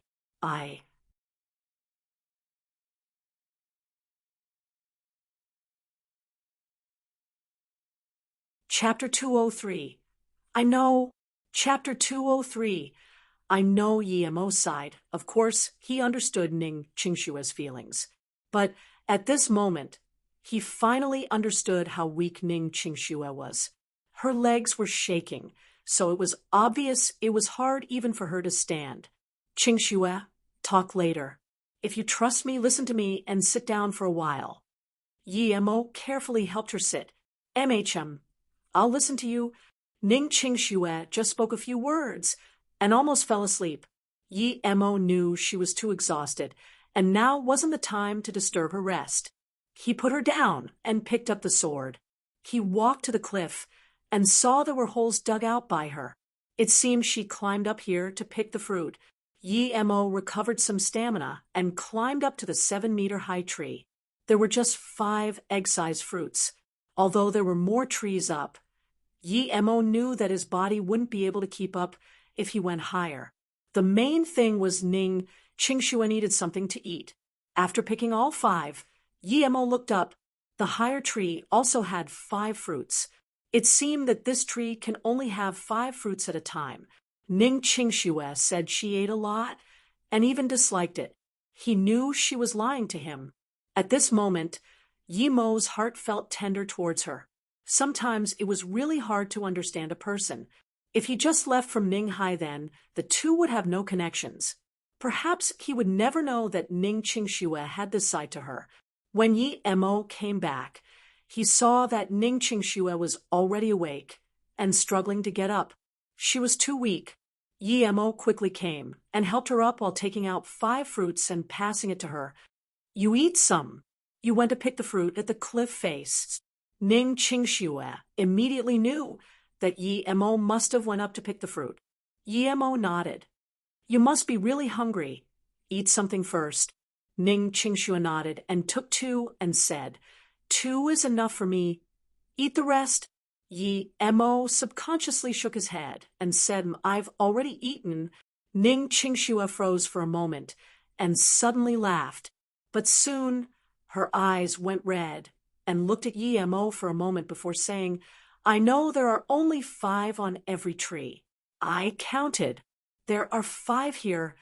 You must have not eaten unless you picked 2 trees, but I know you only picked one, right?" Yi Mo nodded awkwardly and said, "Didn't you say you ate before? But you also gave me 5. Ning Qingxue blushed and bit a fruit before saying in a soft voice, "I ate. Didn't you see one was bitten by me? Why did you just take 1 bite? And how did you know I just picked 5 and came back?" Yi Mo was surprised and asked, "I know." Ning Qingxue just spoke those words and didn't explain. Yi Mo knew she only answered the latter question very confusingly, but she didn't answer the former question. "You know," Yi Mo repeated, but he soon understood that he was worried about Ning Qingxue and wouldn't climb higher for more fruits. He would take it back and get it for her to eat, and only then would he feel relieved. Since Ning Qingxue said she knew, it meant that she understood what he was like. Yi Mo looked at Ning Qingxue, who was still biting the fruit. He had begun to understand why Ning Qingxue chased him all the way here. In her heart, he was trusted to this degree. At this moment, Yi Mo didn't know what to say. The manner in which Ning Qingxue ate was very serene, making Yi Mo reminisce the time when they ate together at Ninghai. She has always been like this. She didn't talk much, but there was not much difference with the way they think. Yi Mo's eyes glanced upon her chest. Her clothes were torn heavily, and her chest also had many wounds. Part of the snowy white of her chest were showing, making Yi Mo think back to the night he treated her. Ning Qingxue finished a fruit and looked at Yi Mo, then realized the latter was staring at her chest. She blushed and subconsciously blocked her chest with her hands. She didn't feel annoyed, just embarrassed. Yi Mo smiled and took back his gaze, but then he suddenly thought, what if her wounds got infected? He was a cultivator, and he wasn't afraid of an infection, but what about Ning Qingxue? Suddenly, his heart shook. He finally understood why Ning Qingxue bit the fruit. She was afraid he would be poisoned. It must be that. She didn't know if the fruit was poisonous and took a bite first. Then she gave it to him. "Qingxue." Yi Mo suddenly called. Ning Qingxue looked at Yi Mo with confusion. Yi Mo suddenly reached out his hand and brought her into his arms. Ning Qingxue's heart was filled with surprise and joy. It was the first time Yi Mo hugged her closely in her arms. Although she was a little embarrassed, she didn't struggle. "I'm just a poor person, actually. Why are you still like this? You can find someone better than me. Yi Mo's mouth was held by Ning Qingxue. After half a beat, Ning Qingxue said, "Because I like you, even if you're that. I don't care. I just want to be with you." Before Ning Qingxue finished, she felt there was something hard sticking against her back. Yi Mo was touched, and he was holding a curvaceous beauty like Ning Qingxue in his arms when she wasn't even properly dressed. There was no way he wouldn't have a biological reaction. Ning Qingxue hadn't experienced this adult thing. Although she was talking about Yi Mo's impotence, she didn't realize what was happening at the first moment. She also grabbed like Yunbing, but as soon as she grabbed, she immediately understood what was happening. She quickly let go and buried her face in Yi Mo's arms. Her heart was beating rapidly. Although she had never done it, she still knew about this. However, she didn't expect Yi Mo to be normal, was it? At this moment, she realized that the Yi family wanted to kick Yi Mo away, and that's why they said Yi Mo was impotent. He was very normal, yet she thought he was impotent before. That was why she dared to marry and live with him. If she knew he wasn't impotent, would she dare to live with him? Thinking about this, she actually thanked the Yi family. Although Yi Mo was a bit awkward, he was quite helpless towards something like this. He was a young man with a half-naked pretty lady in his arms. If he didn't have a reaction, that would be abnormal. He could only say, sorry, that's not something I can control. Seeing that Yi Mo actually tried to make an excuse, Ning Qingxue was more embarrassed. She could only quietly say, "You're bad." Seeing Yi Mo not reply for a while, Ning Qingxue thought Yi Mo was angry and quickly raised her head to see Yi Mo staring right at her. She was startled and immediately put her head back down like an ostrich. She said quietly, "I really like it, but just not now, after we go back." Yi Mo heart skipped. He didn't even hear the latter half of her sentence. His lust fire immediately dissipated. Ning Qingxue was sitting on him. And of course, she knew Yi Mo no longer was in the mood. She looked up Yi Mo in confusion. Yi Mo said apologetically, "Qingxue, sorry." Hearing Yi Mo's words, Ning Qingxue's face turned pale again as she struggled to sit up. Seeing Ning Qingxue's face turn pale again, he immediately knew how much he weighed in her heart. He quickly hugged her. Ning Qingxue wanted to sit up, but was hugged by Yi Mo again. She didn't struggle and wiped her eyes. She didn't talk, nor bite the fruit in her hand. It had to come, and he couldn't avoid it. Yi Mo sighed and focused before saying, "Qingxue, you treated me like this, and I quite like you as well. If there wasn't Luo Ying, and I can't reach a higher level here anyways, I might as well live with you for the rest of my life. But sometimes I really can't do it because there still is a Luo Ying in my heart. If I can't find her, I can't do anything that will betray her." Ning Qingxue looked up and said in confusion, "Luo Ying? Who is she?" Yi Mo fell into a long silence. He felt if he didn't say this, he would be trespassing Ning Qingxue's feelings for him. After half a beat, he still said, "Luo Ying's was my woman in my past life. Perhaps she's in another world, or perhaps she's not far from me, but I can't find her. Qingxue, do you think I would lie to you and make up another girl?" Ning Qingxue shook her head and said with certainty, "No." If it was before, she would turn away without hesitation, but she had experienced too much.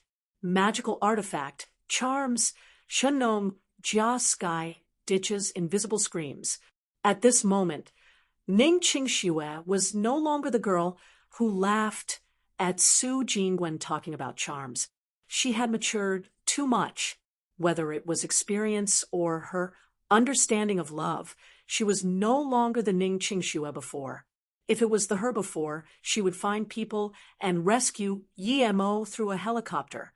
But now, she could realize about the Song family.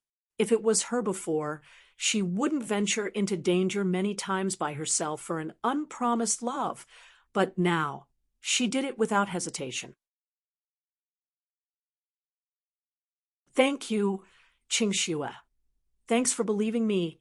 Yi Mo hugged Ning Qingxue closely with gratitude. Then he suddenly said, "I feel Luo Ying is somewhere, and I can find her for sure. If it wasn't for her, there wouldn't be me. She cares about me just like you." Yi Mo didn't talk about what happened, and Ning Qingxue didn't ask either. For some things one only had to understand mentally. However, Ning Qingxue raised her head and looked at Yi Mo. "I know. I'm happy you can understand that I care about you just like her. But can you promise me one thing?"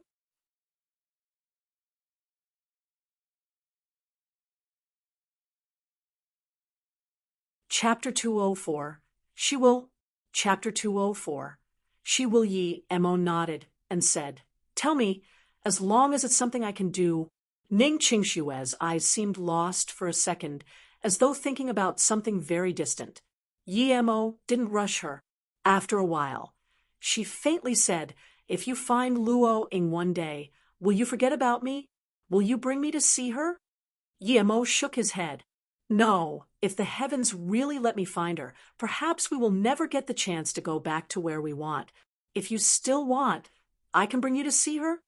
Ning Qingxue lowered her head and said after a long while, "What if Sister Luo Ying don't want to see me?" Her voice seemed distant and lost. She didn't know whether what she did was right or wrong, or did she love someone who couldn't belong to her? So what if Luo Ying was willing to see her? Could Yi Mo have two wives at the same time? She suddenly felt she shouldn't have asked all that. Yi Mo did so much for her. Everything was good as long as he was fine. So why would she mind about other things? Why ask for that? Ning Qingxue felt she was making things hard for Yi Mo and wanted to talk about something else. But Yi Mo smiled and casually replied, "She will." Yi Mo knew that his master definitely wouldn't want to see someone who saved his life unless she wasn't Luoing. Ning Qingshue's heart shook. "She will." These short 2 words harbored such trust and knowledge of each other. If one day someone asked about her to Yi Mo, would he say she will? Seeing that Ning Qingxue seemed a little lost, Yi Mo picked up another fruit and gave it to her. "Eat them. I will find a place to rest. When I recover, I will take you out." Ning Qingxue subconsciously took the fruit. Did she want to go out? She looked at Yi Mo, who was holding her, and had a sudden thought. It would be pretty good to stay with him here forever and not go out. But then she immediately shook her head. Such a thought was too selfish. Ning Qingxue just ate 3 and refused to eat more. Yi Mo could only finish the remaining 2. "Yi Mo, I have some rope outside. There's something cat-like that is very strong. I don't dare to go out." Ning Qingxue recovered some energy and saw that Yi Mo wanted to pick the rest of the fruit. She was afraid something would happen to him, so she immediately said. Yi Mo shook his head. "No need. I will think of a way. I'll rest first. The rest of the trees are too high. You shouldn't go up." "MHM." Ning Qingxue nodded. She trusted Yi Mo a lot, but if Yi Mo still couldn't move, she would still try to get up. But now, if she fell down, perhaps she would be a burden to Yi Mo even more. "I'll teach you some Koju 1 and ways to use Qi. Try it. If you can't, 10 never mind." After having a thought, Yi Mo still decided to teach cultivation technique to Ning Qingxue. If she didn't have a spiritual root, then never mind. If she did, she could cultivate. Hearing the things Yi Mo taught her, Ning Qingxue thought, was this the things he was cultivating? And that charm, was it all due to this? But Ning Qingxue knew now wasn't the time to ask him. When Yi Mo was recovered, and he still wanted to discuss it, he would certainly tell her everything. Yi Mo thought that once he recovered his spirit sense, there were plenty of things in his ring. He wouldn't even care about a few fruits. Ning Qingxue started to sit down and attempt the Koju Yi Mo told her. Yi Mo stood up and looked around, ensuring there was no danger here. This place might be the hive of that snake, so other small animals didn't dare to come. Yi Mo also found a place near Ning Qingxue and started to run the qi inside his body.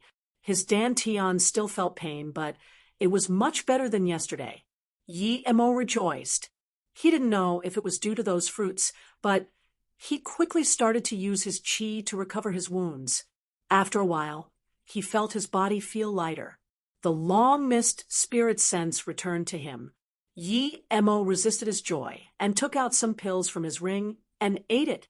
After that, his wounds started to heal in an extremely fast fashion to the point that small scabs even started to disappear. After a while, Yi Mo felt a fresh sense struck him. He was very happy, but he didn't dare to relax. After running a few more cultivation circuits, Yi Mo released his breath and opened his eyes. He had reached the middle stage of Stage 3 Qi gathering. It was rather astounding progress being able to progress such a step in such a spirit Qi devoid world despite it being a very small step. If he continued at this speed, perhaps he could reach foundation establishment before he died of old age. It seemed that it was due to the fruit, but Yi Mo knew it was just a normal fruit, and it didn't have any spirit qi on it. As such, he thought perhaps it was due to the potential he activated between life and death. Yi Mo couldn't understand it, so he just didn't bother thinking more about it. At this moment, not only had his spirit sense fully recovered, but his qi also improved a lot. Yi Mo stood up and looked at Ning Qingxue. He was astonished. She just started cultivating, but she already had qi revolving in her body. This meant that she successfully drew qi from the surrounding and started her cultivation circuits. He was only testing to see if she had spirit root by letting her cultivate, but the fact was, not only did she have spirit root, but it was countless times better than his. He looked at the sun. It had only been 5 hours at most, but she was almost reaching into chi gathering state. This was too absurd. Yemo thought about the heaven spirit root. He kicked. Was Ning Qingxue also the same?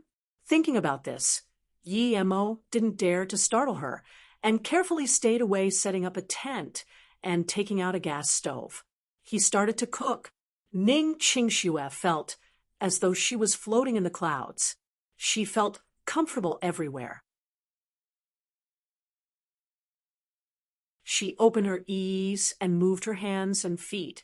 She had a surprising discovery that not only was she spiritually full, but also physically full.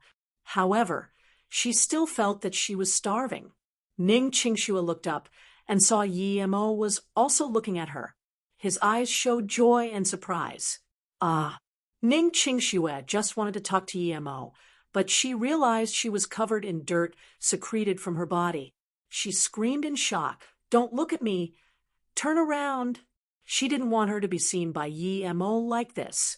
Yemo smiled. "Close your eyes. I'll help you wash." "What are you saying?" Ning Qingxue was shocked by Yemo's words, but then she realized. Yemo said he would help her wash, but there wasn't even drinking water here. How was she going to be washed? But she still closed her eyes out of trust for Yemo, seeing Ning Qingxue close her eyes. Yemo used water ball magic to splash onto her. Ning Qingxue felt a coolness. It was water. Where did Yemo get water from? She wanted to open her eyes, but she remembered Yemo's words and didn't open her eyes. She was afraid that if she did, Yemo's plan would fail. Okay, Yemo had completely washed Ning Qingxue's body everywhere. After Ning Qingxue drew qi into her body, all the wounds on her body disappeared. Ning Qingxue opened her eyes and made the surprising discovery that all the grime and wounds had disappeared. There was only white skin left. Yemo. She looked up with joy and surprise to see Yemo stare at her stiffly. Soon, she realized that what remained of her clothes stuck to her skin, showcasing her curves. Even her pink bras were able to be clearly seen. This bad egg, Ning Qingxue quickly turned around, but remembered Yemo just helped her wash. Just when she didn't know what to do, she heard Yemo say, "There's a set of my clothes. You can change into it. I'll go somewhere else for now." When Yemo left, he was thinking how unexpected it was that Ning Qingxue's body would be so good. He really couldn't tell before. Now that she was splashed by water, her wonderful body was perfectly outlined. He could even see the curves on her ass. His heartbeat rose, and he quickly left. When Ning Qingxue turned around, she really saw a set of Yemo's clothes. Where did this come from? At this moment, she actually forgot about embarrassment and just stared at the clothes. But she soon knew that she should change her clothes first. Just as Ning Qingxue finished changing her clothes, Yemo appeared in front of her. She even suspected Yemo was staring at her the whole time. Before she had the chance to ask, she smelt food. She smiled bitterly, which made it seem like she was really starving. "Let's go eat." Yemo grabbed Ning Qingxue's hand without the slightest awkwardness. A warm feeling rose up in Ning Qingxue's heart. Regardless of whether he had that luoing, there was her in his heart now. Yemo put down her hand and looked at Ning Qingxue, who was dumbfounded. He knew she must have a lot of questions. What is this? Ning Qingxue looked at the tent and warm food and thought about the water Yemo used to give her a shower. She was shocked. 1 TL note. Ko-ju, the main points or ways of thinking for a cultivation way which the cultivator recites out loud or in his head.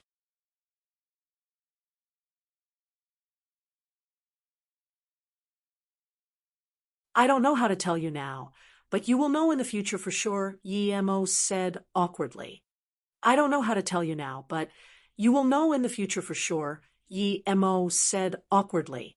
Ning Qingxue eased up and thought, was it related to cultivation? She didn't ask when Yi Mo didn't want to continue. Her curiosity wasn't big. After experiencing so many strange things, she had gotten used to it. After food, Yi Mo packed the things up and asked Ning Qingxue, do we leave now or tomorrow? Ning Qingxue hesitated, but after seeing that Yi Mo was really asking for her opinion, she was quite happy, and even felt staying here was not so bad. How about tomorrow, at night? Ning Qingxue thought about how she went through the forest at night and still felt scared. She would rather not have that feeling again. Yi Mo nodded. Okay, let's go tomorrow morning. Then, Yi Mo saw that Ning Qingxue still had a frightened expression. He hesitated before asking, how did you know I fell off the cliff? And when you came, were you scared? Ning Qingxue nodded. I was quite scared these few days, but after you taught me how to cultivate, I no longer have that feeling. Give me your hand, Yi Mo said as he reached out his hand to Ning Qingxue. Ning Qingxue nodded, walked in front of Yi Mo, and gave him her hand. Yi Mo grabbed her hand and felt this sense of fear, but it was gradually disappearing. Yi Mo dispelled the remaining yin qi before gasping a sigh of relief. Even if he didn't help, Ning Qingxue would have gotten rid of it herself if she continued cultivating. But now that he cleansed it, he felt more secure at heart. You're too bold. There are too many hidden dangers here. I really don't know how you got here, Yi Mo said, still concerned about Ning Qingxue. Ning Qingxue told him what she saw in the telescope as well as going back to Ninghai, and when she was attacked on their way. Yi Mo frowned. The horrifying scream at the sky ditch? Unseen coldness? What was that? Even Yi Mo had never met such things before. There really was too much unknown things in the world. He thought how Ning Qingxue, a girl, dared to face such horrors and run into the Shin Nongjia again, and felt warm at heart. For another girl, they wouldn't do this no matter what, much less walk alone in the forest at night. Qingxue. Yi Mo was touched and hugged Ning Qingxue in his arms. If it wasn't for Ning Qingxue, he might not be able to wake up. Ning Qingxue was cleansed up by Yi Mo's qi and felt very lazy yet comfortable. She relaxed in Yi Mo's arms and didn't even want to talk. She just wanted to be like this forever. After a while, Ning Qingxue thought of Su Jingwen's bracelet and said, I took 3 beads from Su Jingwen's bracelet. If possible, can you help me make some for her? Yi Mo caressed Ning Qingxue's hair and immediately agreed. These things were useless against masters, but for normal attacks, they could still defend against them. Plus, he made them when he was stage 1. Now he was stage 3, so the things he made would be stronger. Seeing that Yi Mo agreed to her request, Ning Qingxue no longer talked and just enjoyed the peace and safety in Yi Mo's arms. After some time, Yi Mo felt Ning Qingxue seemed to be asleep. He took out a foldable bed and put Ning Qingxue on it before taking one of his jacket and putting it on her. Then he left the tent. He took out good quality jade and made a bracelet for Su Jingwen. He was no longer poverty-stricken now and used 12 beads for this bracelet. Its defensive powers were much better than before. Then he used the remaining dark jade and some deep sea buttonwood to make a necklace with strong evil repellent powers. Although he wasn't scared of those evil spirits, even if he didn't have his spirit sense, Ning Qingxue was still susceptible to them. Luckily, he didn't take his box away. If he did, Ning Qingxue probably wouldn't be alive now. After doing all these, the day still wasn't bright. Seeing that Ning Qingxue was fast asleep, he didn't disturb her. She was too tense for the past few days, and now that she relaxed, she needed good rest. Yi Mo walked. He wanted to see if there was a spirit-sensing stone here Mo Kong talked about, or the 1,000-year lotus seed heart. However, Yi Mo was disappointed. He searched the entire night and couldn't find anything. However, He didn't believe Mo Kong would lie to him. It seemed the way he got down the cliff wasn't right, since there were two other sides to the cliff. In the morning, Ning Qingxue was full of spirit again. She found herself on a bed, with Yi Mo's clothes on her. She felt touched, but thought about that Luo Ying and felt anxious. If Yi Mo found Luo Ying, would he disappear from her sight again? Then she thought about her aunt. Yi Mo was in the same tent with her, but she shook her head quickly. She was in the same tent with Yi Mo now as well. Yi Mo didn't do anything to her. He was a man of principle. Perhaps she liked this charisma of him. Ning Qingxue suddenly thought of Qi Wanqing, who went to England to study. Her grandma told her to pursue happiness. Ning Qingxue thought of this sentence and seemed to understand it. You're awake. Let's eat something and go. Just when Ning Qingxue was still lost in thought, Yi Mo came into the tent. Before Yi Mo finished, he stopped. The morning ray shone randomly onto Ning Qingxue's body, making her seem lazy yet enticing. The thin virgin hair next to her ears could be seen clearly, making her seem stunningly beautiful. Seeing that Yi Mo was stunned looking at her, Ning Qingxue looked down in embarrassment. She was scared of Yi Mo coming. She knew that she had no rejection of Yi Mo at all.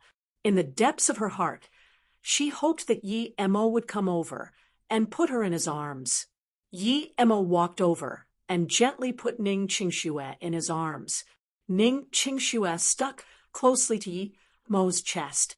Her heart was thumping hard. At this moment, her thoughts were in a mess, and she didn't know what she should think about. She could even hear her heart beating quickly. She didn't know if Yi Mo could hear it too.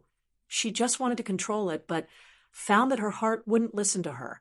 Of course, Yi Mo could feel Ning Qingxue's heartbeat, though he didn't know why her heart was beating so fast. She gradually became soft and hot in his arms.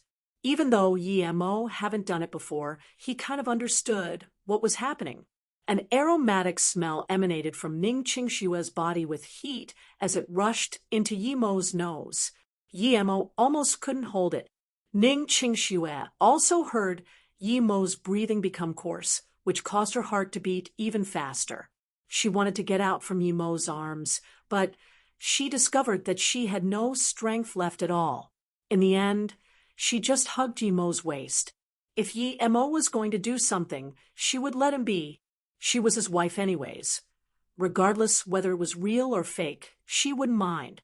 Feeling Ning Qingxue go deeper into his arms, Yi Mo focused his mind and exhaled. Before he found Luo Ying, he couldn't do anything that would betray her. Qingxue, I made this last night. Bring it to Jean Gwen. Yi Mo took out the bracelet and ruined the awkward moment. Ning Qingxue felt relieved and was a little grateful to Yi Mo. But at the same time, there was this faint disappointment in her heart. She couldn't even explain her feelings. But now that Yi Mo changed the topic, she quickly sat up, brushed her hair aside, and picked up the bracelet Yi Mo passed over.